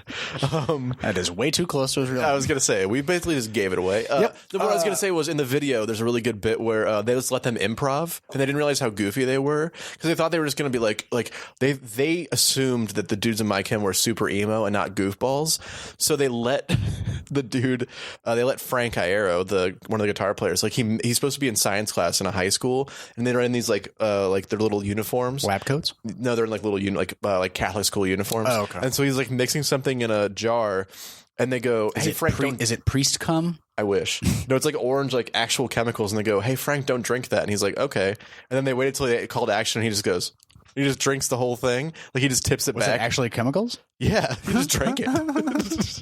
Like it's like people like it's very funny. They do a lot of shit in that video. All of it's like not supposed to have been what the video is supposed to be really serious. Oh, okay. And the whole video is just a goofy thing where they like kill the mascot basically, or like tackle the mascot. Anyway, so the next song is Ghost of You, which is very goofy and funny as well. Has the best. It's not. It's very sad. So the opposite. It's so sad. Okay, that's what Nick said this album is. The first verse is if the girl kills herself and so does he, they can be reunited in the afterlife. Yeah, and then the chorus is like, I'm never coming home now. Never coming home, yeah. And so basically, like, he knows that she's never coming home. Yeah. So should he kill himself and never come home too? Could I? Should I? Could I? Yeah. Yeah. Which I think is an interesting crux like of the thing. It's not like, should I do it? But also, even if I wanted to, could I? Could I bring myself to do it? Yeah. Yeah. Oh, and then, so like verse 2... which is the never let the get the feeling. Yeah, ever get the feeling that you're ever all alone. Oh, he does that really good shit too, where he ends like he does this in Black Parade too, where he ends like verses and choruses that like they all flow together, and all the smiles that are never ever get the feeling that you're all alone. That's the next verse. Yeah. Like he does stuff like that all the time. Well, because it's all the smiles that are ever, and then he fades off on the second ever, and then brings it back with the ever. Ever get the feeling that verse 2, you're never ever get the feeling that you're never all alone. Like, and I took that line to mean like once somebody dies, like the only time they're with you is like in your memory. Yeah. It's like you're never all alone, like for that aspect. At least that's how it hit me. I also get, well, it's also kind of that concept that like you know, when somebody you love dies, like you're like, I've heard somebody say like, bye Brandy. Bye. Where are you going? Oh, okay. See you later. See ya. Like the concept that like, well, I say somebody said this, but I wrote this one time, but it was the idea that like your bed is empty, but that person's still like, you feel like there's somebody still next to you in the bed. Yeah. Like that's what I kind of took it to mean. But I feel like it could also, because he's saying it like, and I remember now, and then he's like at the top of my lungs and my arms, she dies. Yeah. But it's also, I mean, for me, it's also like for that idea of there still feels like there's somebody in the bed. It's like the weight of that loss almost feels like it's still there. You're right. Because he also goes into it later that he's like, he's so depressed, scared, and upset that like he wasn't around enough. So it's more like he wasn't around enough like in the final years of their life, and like they're supporting them. So it's like that like weight and sadness of that is almost like what he's remembering of that person. Because I kind of felt felt that with my dad. Yeah. So I don't know if I've ever gone like into specific details about it, but no, go ahead if you want to. So so my dad died in November of 2012, and at the beginning of that year, I was still at home. I had left Mizzou after one semester. I know. One semester, had the best grades, and then went back and lived with my dad for fucking 8 months before I went back to school in August. So I was with him all that time, and then the last like 3 months of his life, I was away at school. Yeah, and so like that kind of hit home where it's like, fuck, what didn't, because at that point, like he was fine when I left. Right. But then it was like I left, and then all of a sudden it was like real shitty again, but I was enrolled in school and already paid $20,000 or whatever the fuck it was. Right. So I couldn't leave. And so I was just there the whole time. Like, fuck, why can't I be there? Right. Like, why can't you be there with the person you love? Like at that point, it's your dad. You're probably the person, one of the people you love the most in the world, you know? I mean, he's probably top 10. He's top 10. Yeah. You're like, I could think of like, you're like, okay, who's number one? Carmelo Anthony. He might be on my Mount Rushmore. I start thinking of a random person. I said Carmelo Anthony. Who's number one? Carmelo. Then, okay, I guess my mom. Jax from Jax Mannequin. I love it. Doesn't even make sense. His name is Jax. Not Jack. It's not Jack 'S Mannequin. No, his name Jax Mannequin. I love that. Andrew McMahon, wherever you are, I hope you know that we all think your name is Jack. It's a mannequin of him. I keep forgetting we saw him. Yeah, we did. Not that long ago. Yeah, we did. A couple months we ago. left before they did any of the songs we knew the most. Yep. Anyways. Big fans. Yeah. Sorry. Yes, that's pretty much the Ghost of You. It's probably one of their better music videos. And one of their better songs. Yeah. Because, dude, I don't know if you watched the videos for Danger Days, but they are they really bad? Well, yeah, they're like this weird like Flash Gordon meets spaghetti western combo. Dude.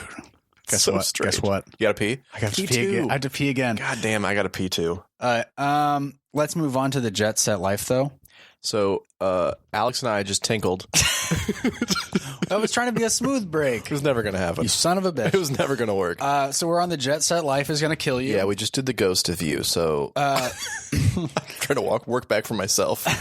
Basically, this album's all about substance abuse. This song is all about substance abuse.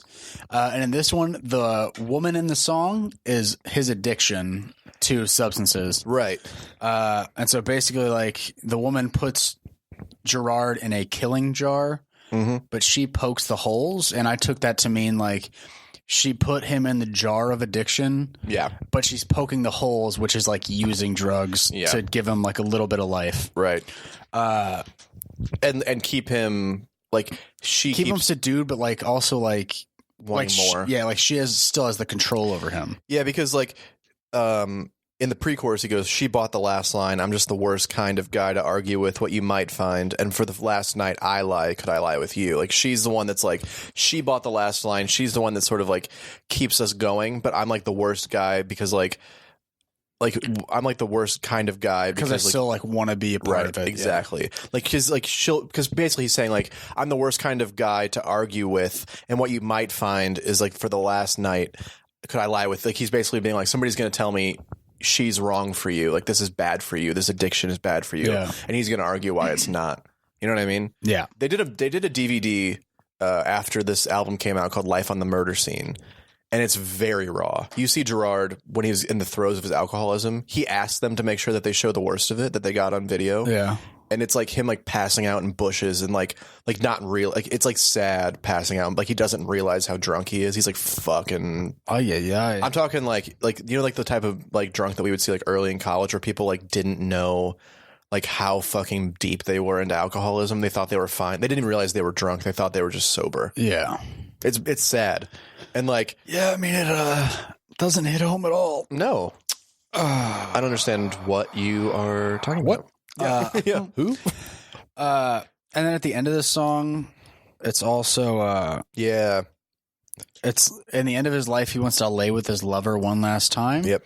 But if you go by this song, the lover in this song is his addiction. And like laying with her one last, like at the end of his life, he wants to lay with her one last time. So like when he's about to die, like he wants to just take a bunch of drugs and or OD. one last drink or whatever it is. And just die. And die. Die on fucking drugs. Yeah, dude, he's, Yeah. But it's also like, I hate to say it, when you're deep into something like that, you get it. Dude, if I was also, like, if I stopped drinking now, like on my deathbed, I'd be like, yeah, give me all the fucking booze. Just one last, why wouldn't you? Well, because in his I'm gonna die. It's not gonna affect my life tomorrow. Right. I'm dead. Exactly. That's what because it's like it's the perspective too of this dude who's like, I feel like this song is him being like, this is like I know that he doesn't explicitly say it, but it's because the concept is so loose that I'm guessing this is this dude, like, he's basically saying like, if I fail, this will be me. Right? Yeah. Because he's killing 1,000 evil souls. So he's not an alcoholic. This concept sucks. It doesn't. I think it's a cool concept. From 35,000 feet. It's a cool concept. But from a practical sense, it doesn't work. It doesn't work, and it's also not executed correctly. Again, it's because it's revisionist. Yeah. I think he went back and added the concept later a little bit. I think he wrote the songs and everything. Very annoying. Yeah. But then again, if that's what he did, he then was like, you can tell he probably was like, okay, well, I'm going to get it right the next time. And he definitely did. Yeah. So, yeah. All right. So let's move on. Let's skip the interlude. Yeah, we'll skip the interlude. I mean, basically, his lover's finally transitioning to the afterlife. I was going to say, I'll read you the lyrics. It's Saints protect her now. Come angels to the Lord. Come angels to unknown. Yeah. That's the song. Thank you for the Venom. One of my favorite all-time songs by Mike Hem. Yeah, I also forgot how much I like this song. I wrote dope in really big letters. Yeah, dude. It also it starts off. It sounds a lot like Bullet. It's very metal. Yeah, it's very it's one time through that riff, and then it comes in with like a Mike Hem type guitar part, which I love. So basically, in this song, he's talking to a nun. Yeah, or at least at the beginning of it. He says sister, but it's more like religious leaders or like I think people he's more that are saying trying to sister, like you would say to another person. You would say sister to a nun. No, I meant more like sister. You would say to like brother, like you would say to any other dude. Well, it's basically just people that are trying to shape his life. Yeah, that's essentially because they were raised Catholic. Mikey and Gerard were they? Yeah. But I think very quickly you realize that he's talking to like a record executive or like I think Gerard is talking to a record executive. There's like random spots where it's the same part with the super vague concept is that he just kind of moves in and out of the concept where like some lines are clearly not about the concept and some lines are for sure about the concept. Yeah, you're right. Or it's just about like Gerard's personal struggles. Or like, I wouldn't front the scene if you paid me. We already mentioned that line. But it's clearly to like record labels and all that kind of shit. I love the chorus of the song. It's really fucking cool. So give me all your poison, give me all your pills, give me all your hopeless hearts and make me ill. You're running after something that you'll never kill. If this is what you want, then fire at will. Yeah. It's a pretty dope one. I think it's amazing. And I think it's him talking to execs because he's basically saying like, and like journalists, people that are like, emo sucks. This isn't good music. Like people that are this raw and like wearing their hearts on their sleeve, like talking about the pain that people feel. It's shitty. It's not good music. That's what a lot of people were saying back then. I don't know if you remember that. Yeah. I don't. But that's how it was. And that's what he's saying. You're so much older than me though. I'm 1 year older than you. I don't know. That's what I'm. That's well, you know all these things, but you weren't into that music, and that's probably why you don't remember. I wasn't super into music back then. I got into it like in like 2010. You got into more like the all-time low, that kind of shit. Sample Planny, Good Charlotte. Well, you're skipping eras because like that's like before Mike Hem a little bit, and then all-time lows later. Yeah, I was just pop punk. I just never really got into my chem. Or like the emo stuff, I feel like. The really dark stuff. Hawthorne Heights, Ohio is for Lovers is one of my favorite songs from that era. But like AFI. I loved AFI. Did you? Yeah. Oh, okay. Well, I guess you just didn't get... Because you like Silverstein? Yeah, I just didn't get into my chem. You just didn't get into my chem, I guess. Yeah, I like a fucking song called My Heroine. yeah, Silverstein. There you go. You liked Under Oath even, you said a little bit, right? Yeah, they're a little heavy for you, but... But yeah, I somehow just like missed the biggest one. Like ships passing in the night. Like I kind of wonder so close. if do you think maybe it was that reason? Because everybody was like, my chem is great. And you're like, well, Probably. fuck it. Because I like what I like. Well, I never just like got into like the album of it. Like I knew like Black Parade. I knew I'm Not Okay. You knew the hits. Helena. I know all the hits. I wasn't you just missed them. I guess listening like Silverstein. Them. Like I listened to their albums. Yeah. And like heavy great. listen to their albums. Are amazing. But yeah, just my chem I just never really did. Yeah, they but they're basically there was this like battle, like this media battle of like emo music being this like detriment to society. It's these people coming out of like post Columbine thinking Marilyn Manson was the reason the kids did it and all that shit, you know? Yeah. And so they were like, oh, this kind of music, this is perfect to seize on to tell you why your kids are going to be fucked up because they're listening to this stuff. And so he's like, you know what? All right, give me all your poison, give me all your pills, give me all this shit's going to make me ill. You're running after something you're never going to kill. So if this is what you want, like if this is the battle you want to fight, then go ahead, fire at will type of thing. Yeah. Which I love. Verse 2 is actually my favorite part of this song. Go ahead. Verse 2 is fucking dope. It's great. Yeah, go ahead. So, preach all you want, but who's going to save me? I keep a gun in the book you gave me. Hallelujah, lock and load. Black is the kiss, the touch of the serpent's son. It ain't the mark or the scar that makes you one, and one, and one, and one. I know.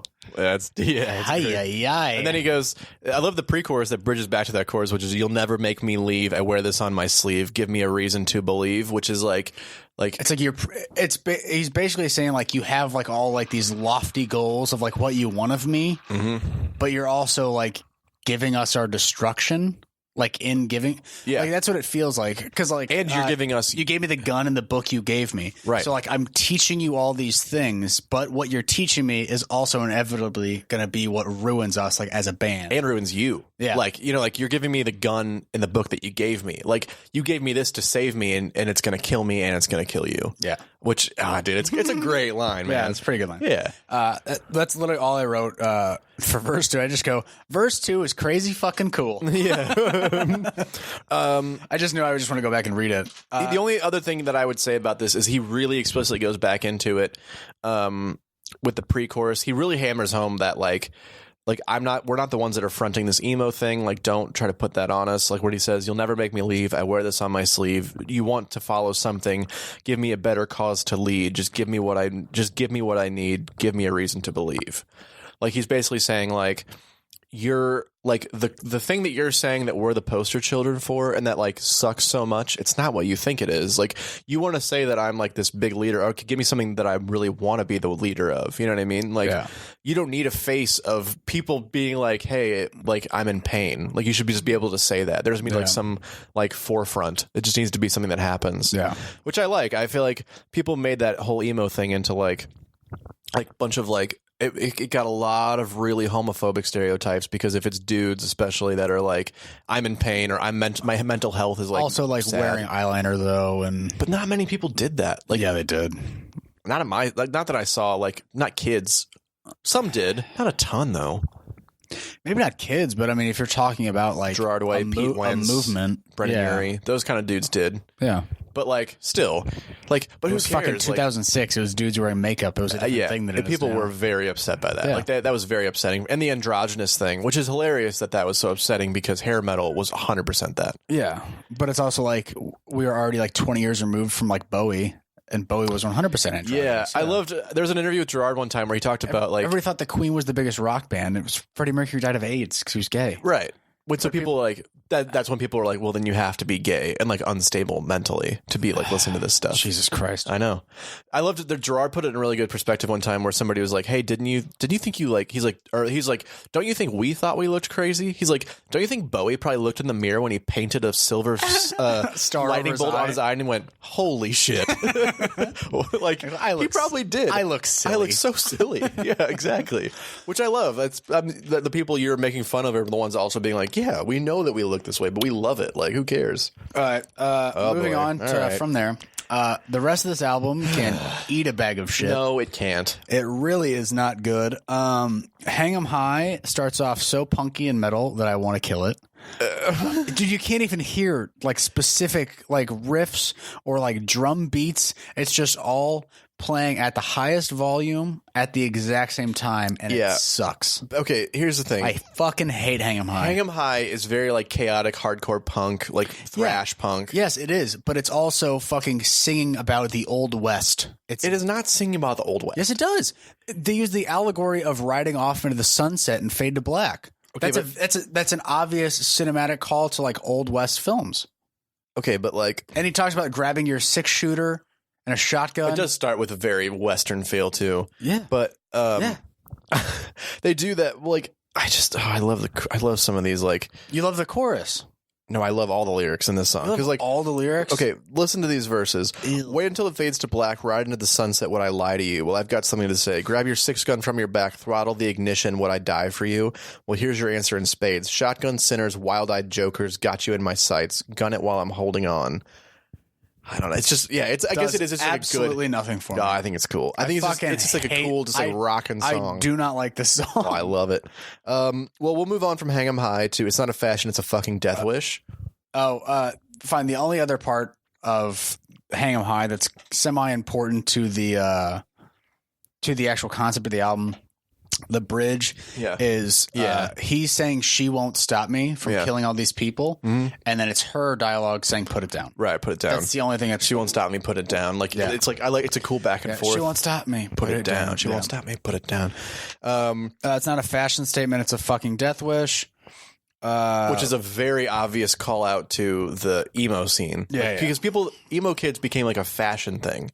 It was a fashion thing, but then it was also like to fit into like that whole fashion and to fit into the box of what it means to be emo. You also had to cut yourself and hate yourself and want to die. Weird thing. That's what they're trying to say. Very weird fucking That's why they're saying it's not a fashion statement. It's a fucking death wish. Yeah. Like that's not what you're doing is not a fashion statement. But basically what they're saying, at least in the bridge, it's like the only thing that I have notes on.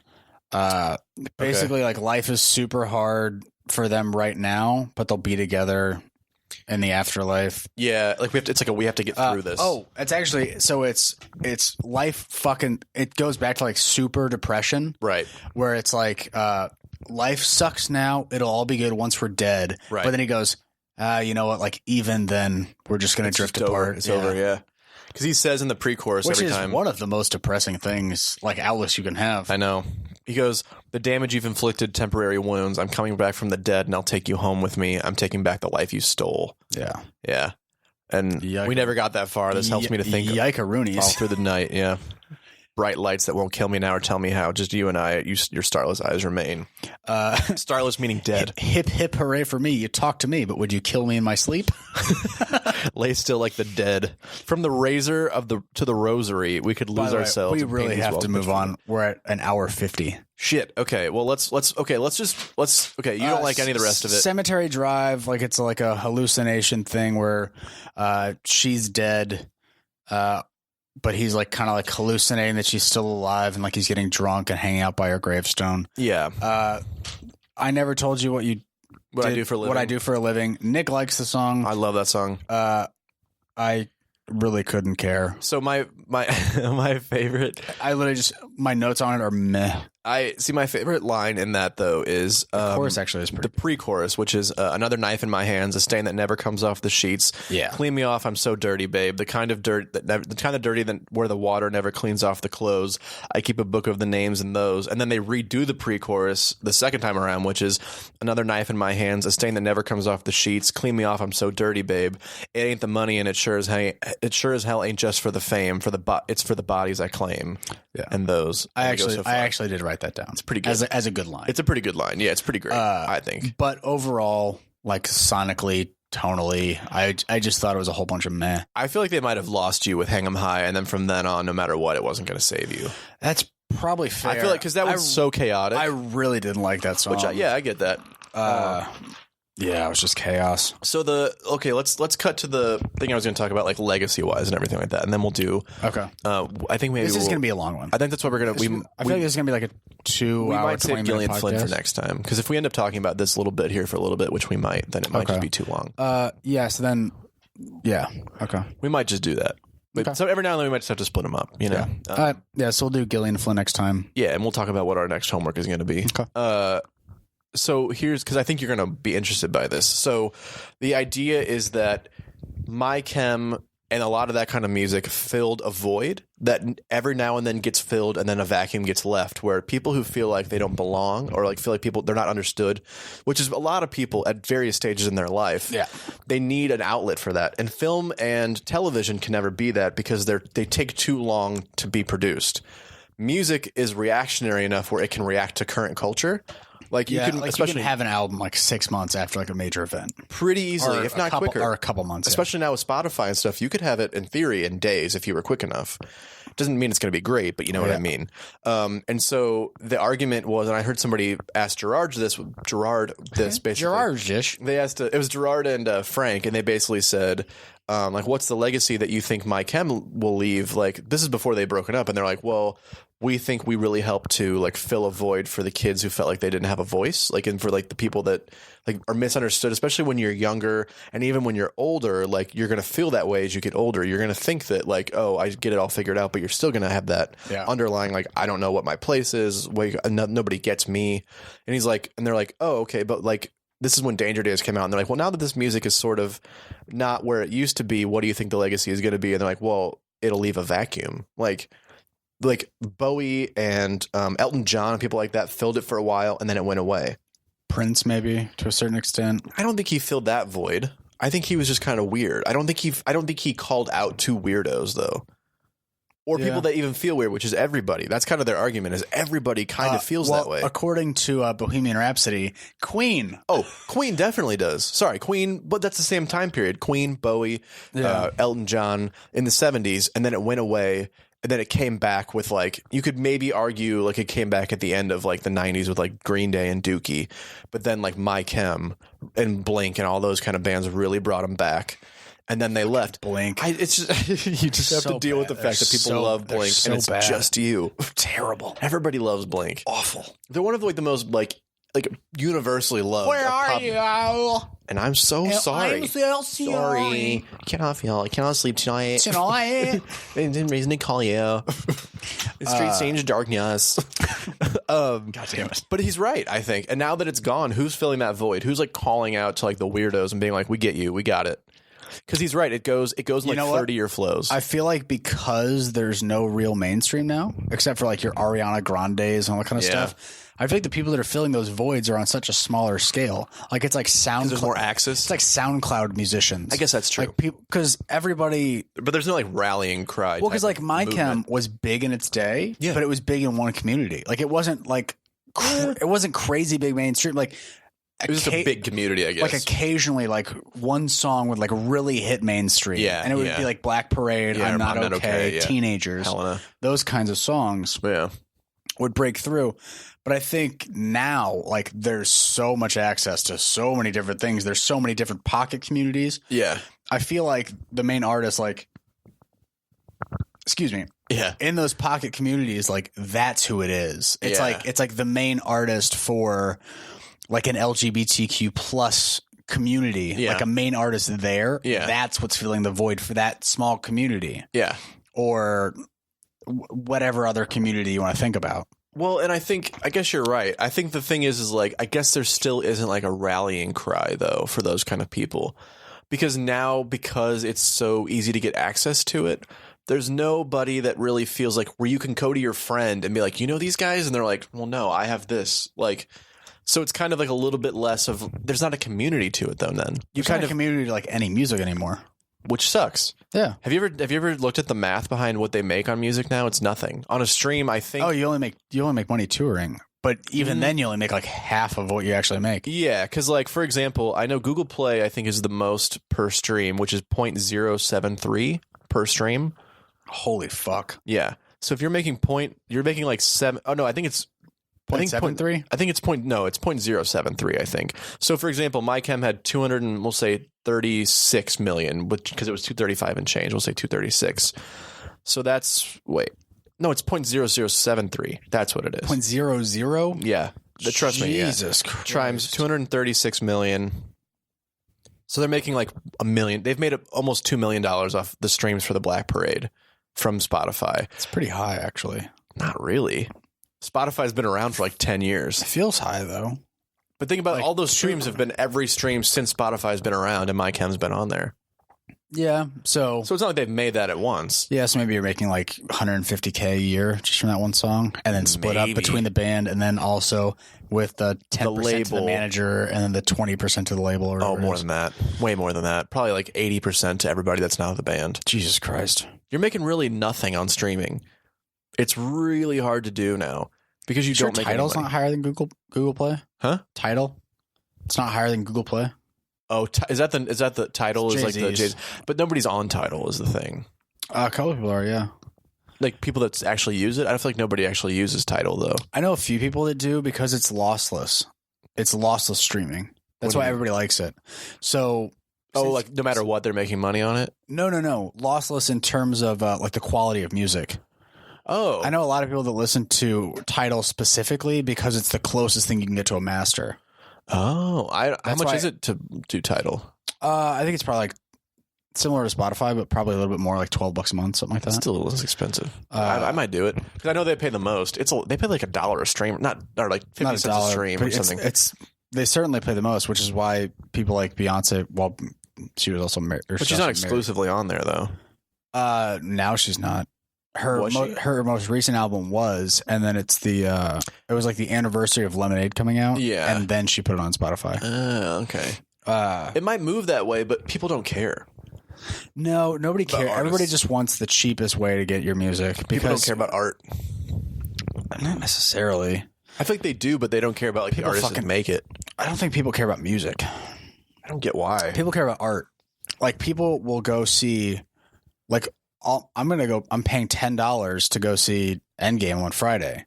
Yeah. I'm not going to pay $10 for an album, which I will probably get more out of if I have an album. You can listen. Yeah, you can do more with it because if you pay $10 for it, you can listen as much as you want. Yeah.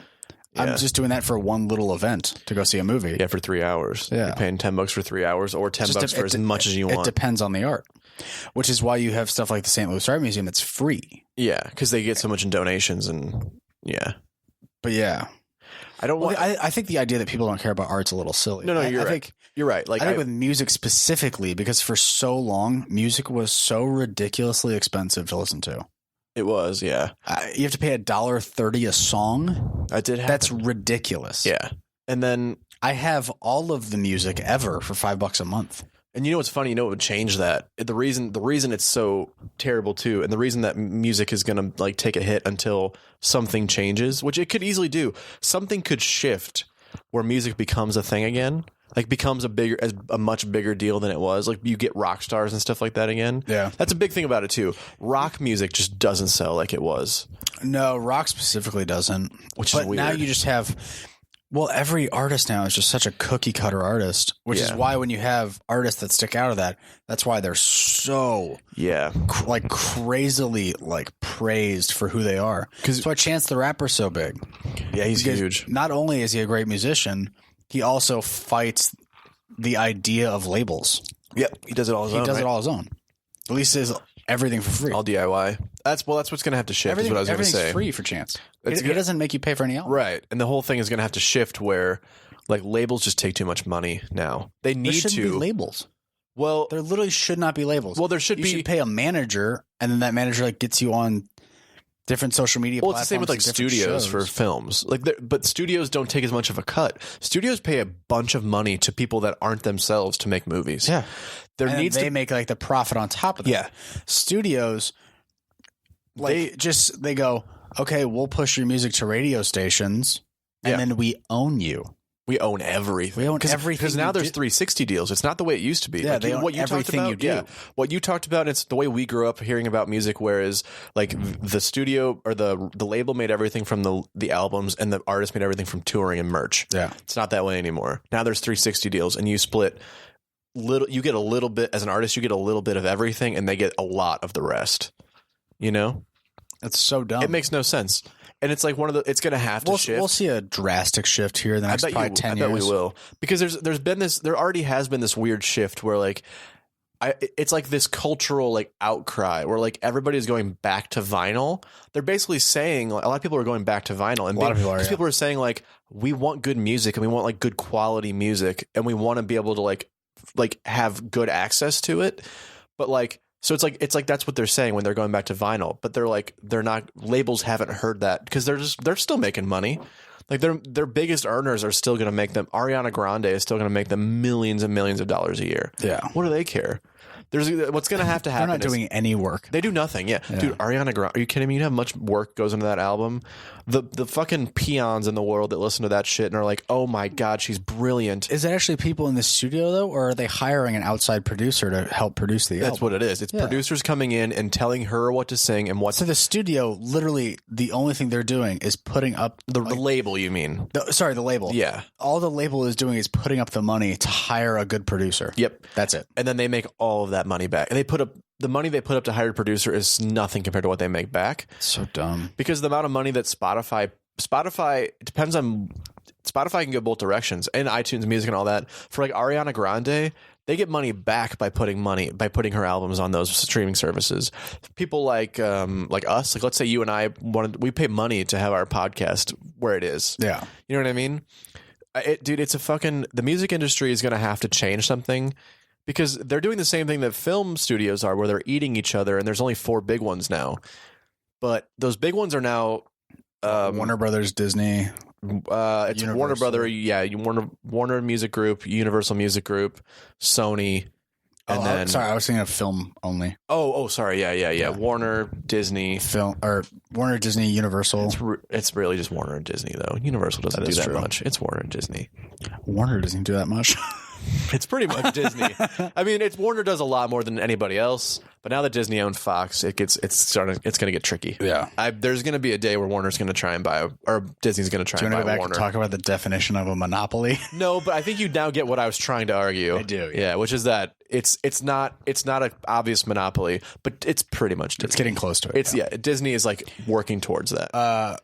We should probably wrap this thing up. We're at 2 hours. Yeah. So everybody, if you can, go out there and like buy an album, just whatever it is. Yeah, buy an album. Buy an album. Seriously, just do it. Buy a vinyl. I've recently figured out that all of mine was donated accidentally by a wonderful man I call my father. Did he donate any expensive albums? Yeah, he did. What was that? I think I spent $500 or something like that on there were only 500 copies of it, of the deluxe 10-year anniversary edition of the Black Parade on vinyl. There's only 500 of them made, and that was one of the ones that was in a box that I was trying to move with, and he donated all of them. When I moved, he donated them, thinking they were the boxes that were supposed to be donated. At least it's not like a valuable album now. I know, right? I wish. Yeah, what do you think they go for now? They go for like $5,000 on eBay. Okay, that's nothing. Yeah, I mean it's only 10 times what I paid for it.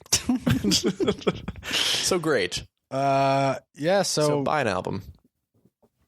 Buy an album. Don't burp on the mic. Yeah, don't don't donate your kids' albums. Yeah, that'd be a real piece of shit move. Yeah. Also, just don't have kids. Fuck you, Tim. Let's talk about that. That's his real father's name. Yeah, my real dad. Alex is my stepdad. Yeah. What up, Sherry? Is that your mom's name? Nope. Okay. My aunt's name's Sherry. Oh. Uncle Al. I have an Uncle Al. He's a great uncle. You really? Yeah. That's fun. Okay, yeah. So review us and rate us on iTunes. Yeah. As we've said, give us a 5-star rating and make the review, the actual content, very bad. Terrible. Yes. We haven't really been promoting these. No, but we're going to start. Yeah, we're going to start promoting. So Instagram. Yeah, Instagram will start. What's it at? Throwing shit out. It's at Not That It Matters Pod. Okay. Fuck Twitter. Instagram, fuck Twitter. It's a dying social media platform. So is Facebook. It's all vile human beings on it. Same with Facebook. Yep, those both can suck a dick. People. Maybe one day we'll be cool enough that we'll like throw this up on Twitch or something like that. On Twitch? Isn't that a thing? I don't know what that means. That's live streaming gaming. Oh, okay. We should get some video going here. We could make videos. Yeah. Yeah. Hey, guys, it's Nick and Alex. Have you watched Endgame? No. I mean, just of the podcast. Yeah, I know. We just You filmed this. psychopath. That would be so funny. It's really funny. I had therapy yesterday, and my therapist was like, I was like looking for you guys on YouTube because I wanted to watch your guys' podcast. And I was like, I told you we don't have that yet. Yeah, come on. Come on, therapist guy. Come on, Steve. Steve. Oh, okay. We're saying his name. Yep. Now it's out there. Don't say it 3 times or he'll appear. Steve. Steve. Emergency session. Yeah. He's like, I'm here. So check us out on Instagram. I am at AuggiePanu, AuggiePanu. Yes. Nick, where you at? I'm at the Nick Lanham, TheNickLanham, M as in Mary. Amazon Mary, Yes. and that is also your Gmail. That is all. So send Nick spread open butthole pictures. Show him that tight balloon knot. Yeah, sure. Oh, God. All right, we will talk to you guys later. See ya. Okay, guys. So we decided that we were going to finish off with Gillian Flynn. Yeah, top ourselves off. We also realized that we forgot to give each other our homework. Oh, yeah. So do you want to do that first? Yeah, sure. Okay. So, Nick, your homework for next week. Yeah. You're going to discuss the rise and fall of director Ridley Scott.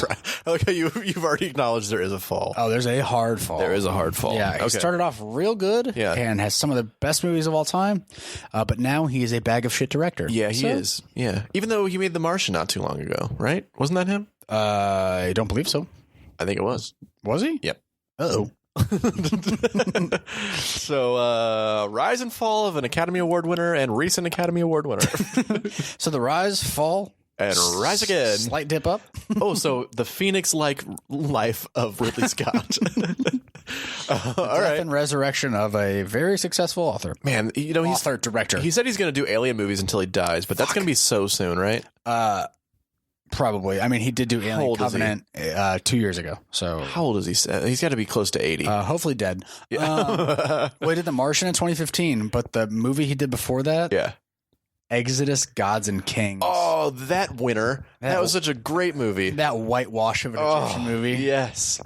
Oh, all the Egyptian pharaohs are British. Oh, that movie that maybe made me think of when somebody in a script writing class pitched their Egyptian script idea. That was a good one. By the way, I don't think he ever really had a fall. I don't think he had a big fall. He didn't have a big fall. He had some doozies. Prometheus, Alien Covenant, Exodus, Gods and Kings. Yeah, but he also did Robin Hood 2010. That's bad. Which a lot of people don't like. I like anything with arrows and swords. Yeah, you do. And you love Ridley Scott. Well, he also did American Gangster in 2007. Yeah, that was rough. Great. That's like, what? American Gangster? American Gangster's what am I thinking? Great. I'm thinking of Public Enemies with Johnny Depp. American Gangster's a good movie. Yeah. American Gangster's great. Yeah. Oh, yeah. So never mind. Just talk about Ridley Scott. I'll just talk about the rise and the current rise of Ridley Scott. Old man. Sorry, the rise, slight dip. Yeah. And then higher trajectory of Ridley Scott. Yep. Because he did your favorite. Is it your favorite movie? Yes. Gladiator? Gladiator's my favorite movie. Okay. He also did one of my all-time favorite movies, which is Black Hawk Down. Oh. G.I. Jane? He did that? Yeah. Where Demi Moore shaved her head? Yep. Did a lot of push-ups. I remember that movie. That's all I remember. He also did the original Blade Runner. Jesus Christ, he did. Yeah, he's done a lot of movies. Wow. Okay. He also did the original Alien. Yeah, he did the original one, and then he took a break. And then he did Prometheus and Covenant. Yes, which Prometheus is a real rough one. I enjoyed Covenant. He also did Thelma and Louise. Oh, that's a good movie. Okay, and then what's my homework? Your homework for next week.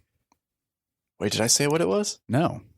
Oh, well, I know what I'm going to have you do.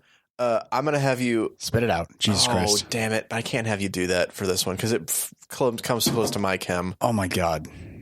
No, I was going to have you read the Umbrella Academy comics because you really like the show, but I won't have you do that. Yeah, do something different. Okay. It's almost like you really should have thought of this before we got here. I think I did think, I was going to have you read that book, Punkzilla. But I don't think I'm not going to do that for right now. I'm going to wait. I want to reread it first and be caught up on it first. But, okay. You know what I'll have you do is I'll have you read Doom Patrol, the original Doom Patrol comic, which is a really popular show. Also written by Gerard Way? No, not that. Not Gerard Way's Doom Patrol. Grant Morrison's Doom Patrol. Oh, okay. Grant Morrison, who wrote Batman Arkham Asylum. Yes, he did. Yes, you're catching on. Yes. I'm going to have you read Grant Morrison's Doom Patrol, which I will get to you. It's a lot to read, but it's also How many issues? If you say 20, I'm going to slit your 15, throat. I think. 50? 15. Oh, okay. 15 I can handle. Yeah. I think it's 50, I would have yelled at you. if you would have less. I think it's like 19 through 30. So I guess it's like 11. Okay, if you would have made me read 50 issues Why would I make you read 50 issues? In a week? Yeah, no. That would have been rude. I mean, Umbrella Academy is pretty awesome, so you can choose between those two. Okay. So let's go in and talk about Gillian Flynn. Yeah, so Gillian Flynn is an author from Kansas City, Missouri. She has Very acclaimed author.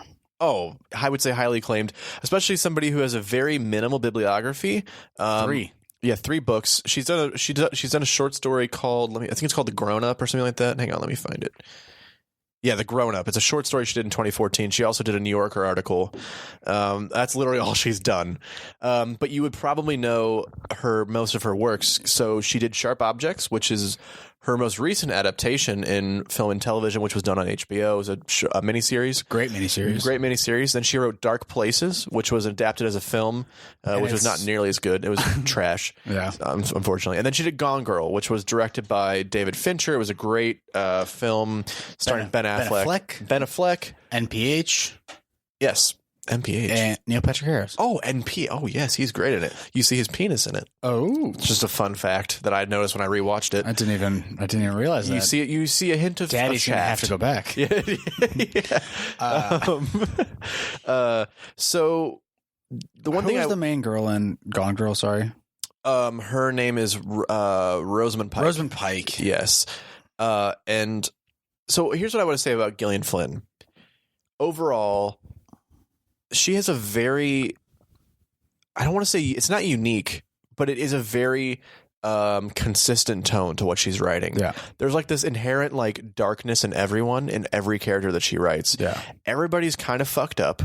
Everyone's fucked up. But they're fucked up in it's not like a My Chem kind of fucked up. It's like a dark, like gritty, realistic fucked up. Like it's very raw. Yeah. And most of the people that are fucked up, they're not just like fucked up people. It's like something traumatic happened to them, and that's why they're fucked up. Yep.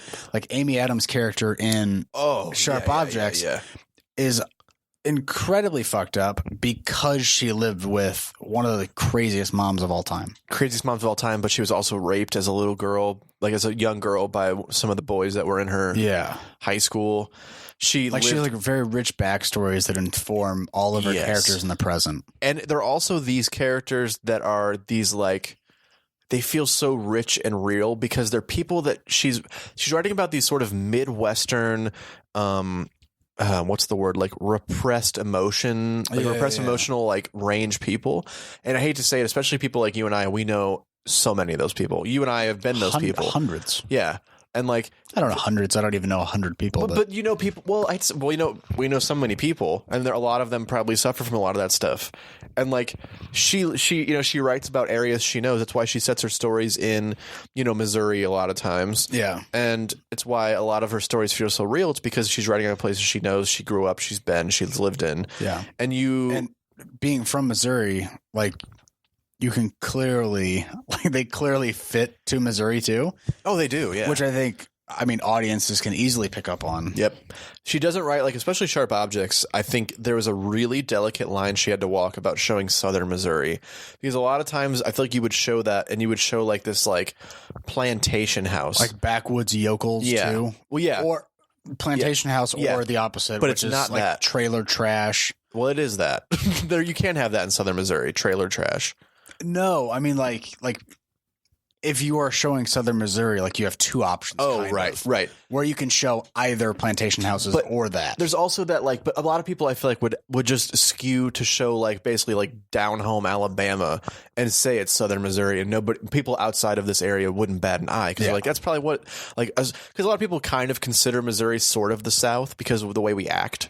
Like a lot of people from Missouri are essentially Southern. We're not a Southern state. We're like the middle. We've talked about it before. Yeah. That it's like a weird place where you get both. Yeah. Where you get like very hyper liberal people. Right. Blue cities and red everywhere else. Yeah.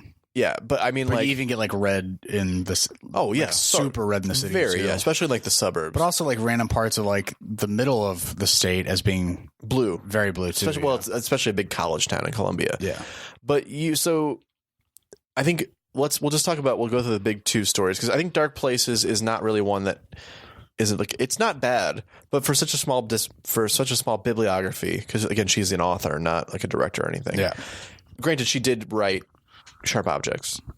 So Dark Places is just kind of a. It was kind of like a blip, but then Gone Girl and Sharp Objects really like exploded her career. Yeah, and I mean that she's got this sort of this like mystery feel that she's always trying to portray. She writes this in the same way that like she's very similar to like a John Grisham. Like I would say, like a darker John Grisham. I'm a big John Grisham fan, or I was for a while. I took a class on him in high school, and that's kind of how I found a lot of his stuff. Damn, you had a John Grisham class? We had a Kurt Vonnegut class too, who's my favorite author. That's pretty cool. Yeah, it was weird that we had those. Our John Grisham class every month. So it was every other day because we had block scheduling in high school. Yeah, and every Monday we would go to Uncle Bill's Pancake House and just talk about John Grisham. It's the most old person sentence I've ever heard. For a high school class? No, I know. It's pretty great. That's like my grandpa's ideal day. Yeah, we just went and talked about John Grisham and ate pancakes and drank coffee. Eat breakfast food and talk about John Grisham. Yeah, just talk about Grisham. Yeah, but did you take a Tom Clancy class after that? We did have one of those. No, we didn't. We had there's a Tom Clancy club. It lasted 1 year because the new Splinter Cell had come out. Everybody left the club to play Splinter Cell? It was because they didn't realize the club is the last thing they wanted. Yeah, they just wanted to talk about a game they wanted to all go play.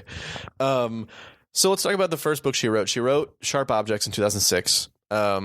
Sharp Objects is a story about a girl who grew up in southern Missouri with a mom who we'll just be clear about the mystery because we're not gonna talk about the mystery and then tell who it is. So her mom had Munchausen's by proxy. And she essentially would sort of dose her children to keep them sick and keep them needing her. Yeah. Because it's Munchausen's by proxy, but it's also, there's more to it than that.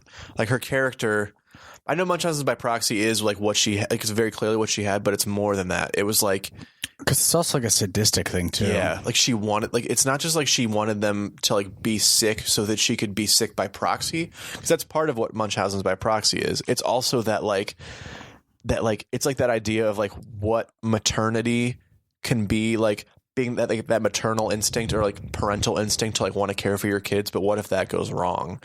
And like you need them to need you so much that you dose them and make them that sick. Yeah. It's fucked up. And it's like, yeah. And so I feel it every day. Yeah, I know. Alex has been dosing me every day. I'm just dosing you with shitty vodka. Yeah, that's weird. I wish you wouldn't do that. Yeah. So, and when she was a kid, Camille is the main character's name, and when she was a kid, her sister died. Is Camille Amy Adams' character? Yes, Amy Adams plays her in the HBO adaptation, which is phenomenal. It's very good. Yeah. It almost didn't come out the way that we thought it would. I don't know if you know that whole thing. There's a French director. I don't know that whole thing. The French director and showrunner that made the show was he brought a very like blue collar attitude to the film, like very like aggressive and like, we'll do as many takes as I need this to be perfect. Like a very like blue collar, like artist attitude of like as many takes as I need to get it right. You're going to do, and like a very hard vision of what he wanted. He's trying to be Scorsese a bit, but it came out the way that he wanted. It's very artistic. You know what I mean? Like the book itself is like 150 or 200 pages. It's not very long. All of them are very short. Gone Girl's like 400 pages, 350 pages. I thought it was like 3, which I mean, I think in 2019 is a very short book. 300 pages? Who's writing books in 2019? It's a fair point. God, that's another. We talked about the music industry. That's another one. The book industry is so sad too. Which is book industry is even worse than the music industry because it's almost dead. Yeah. Dead. Well, because these people still want to make music. Kids aren't buying guitars, but they're still making DJ music. What's so funny though is that because like we're in like this technological age, anybody can release music on SoundCloud. Yeah. But it's the same thing where I mean, it'll cost you $500 and you can publish to any digital platform your book all at once. And it's just shit books.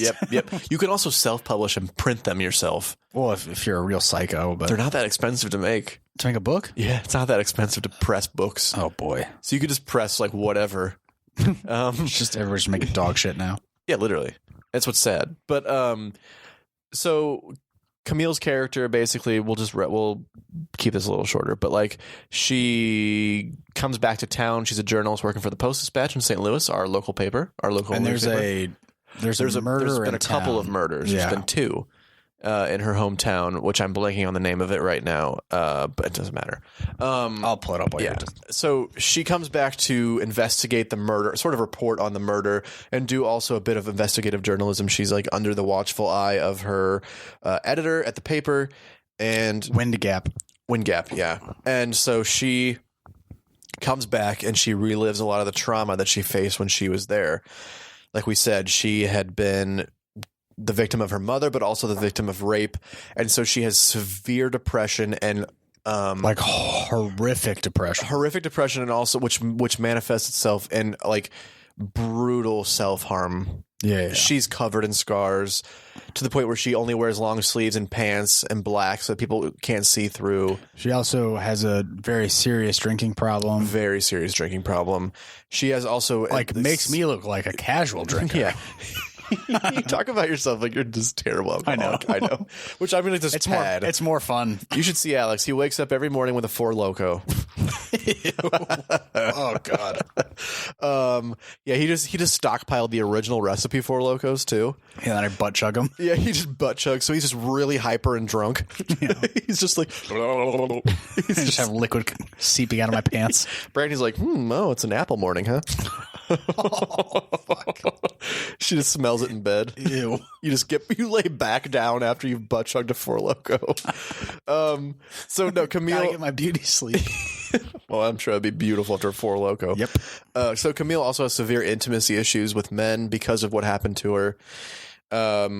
We don't know as much about Camille again with the mystery stuff. Like you sort of find out stuff as you go. She comes back home and her mother has a new daughter with a different husband. And speaking of Brandy and Alex's butt chugging, the butt chuggy herself. Brandy, what's it like when Alex is butt chugging 4 Locos in the morning? Oh, it's wild. For those of you who couldn't hear that, she goes, "Oh, it's wild." It's wild. But she said it with so much death behind her eyes. Yeah, she's just terrified of him.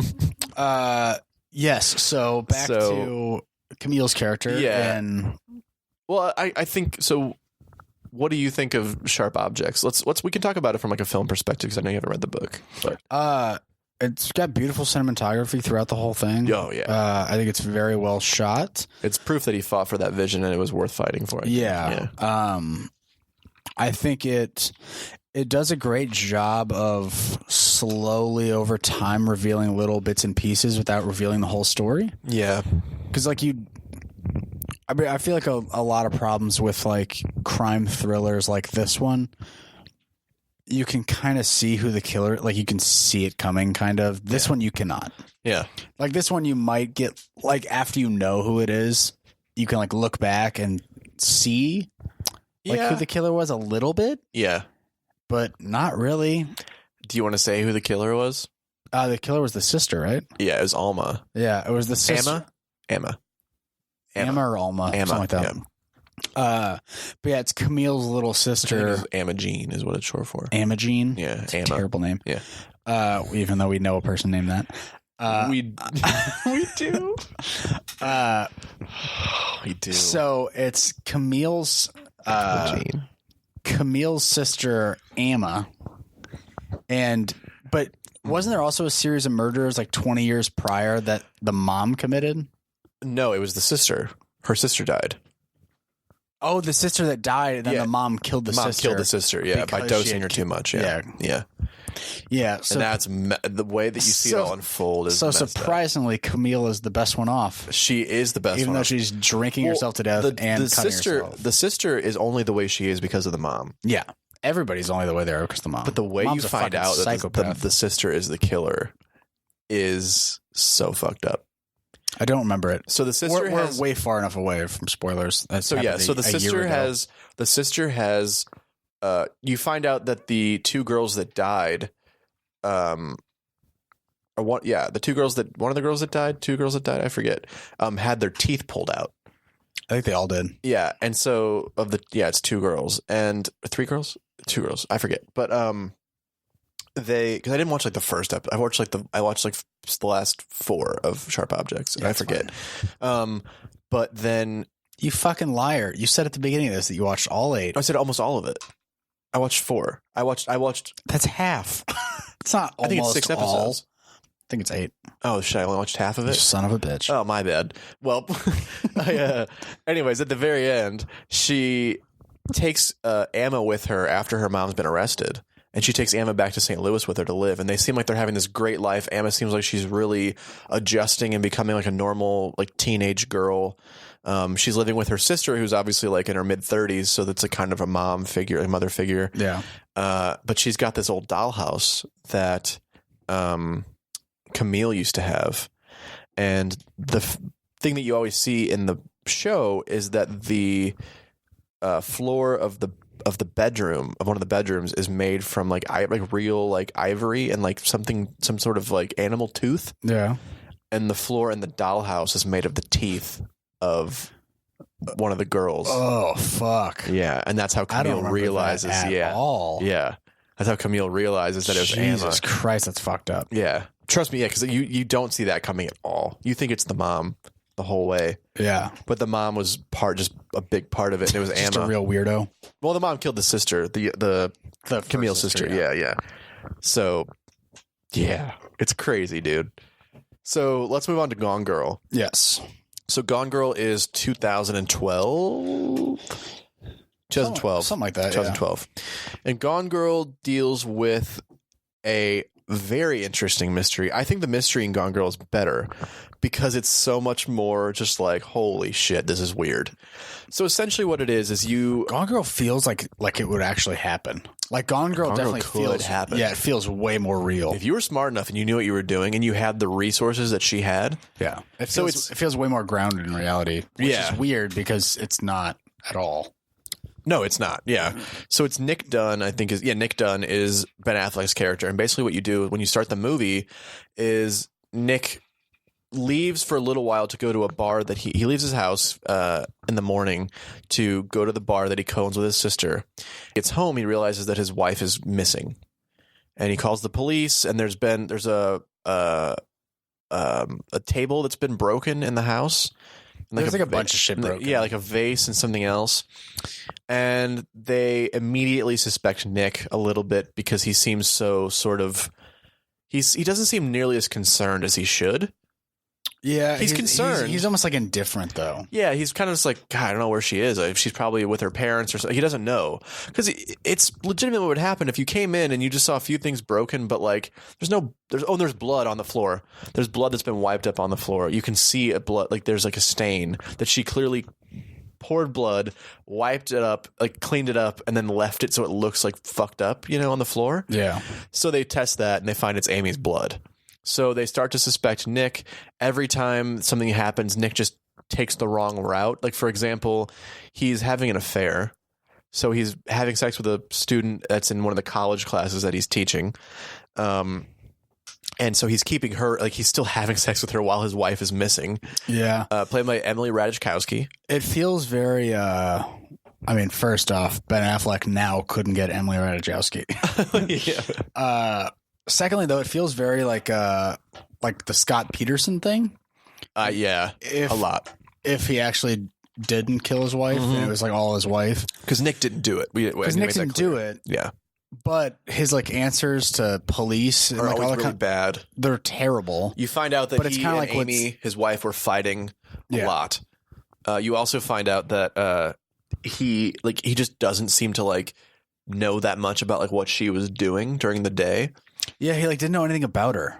Like he didn't know, weirdly, like he didn't know what her job was. Well, the thing was, he knew stuff about her that didn't add up to what other people knew about her. The things that she was telling this neighbor, I forgot what her name was, like Colette or something like that.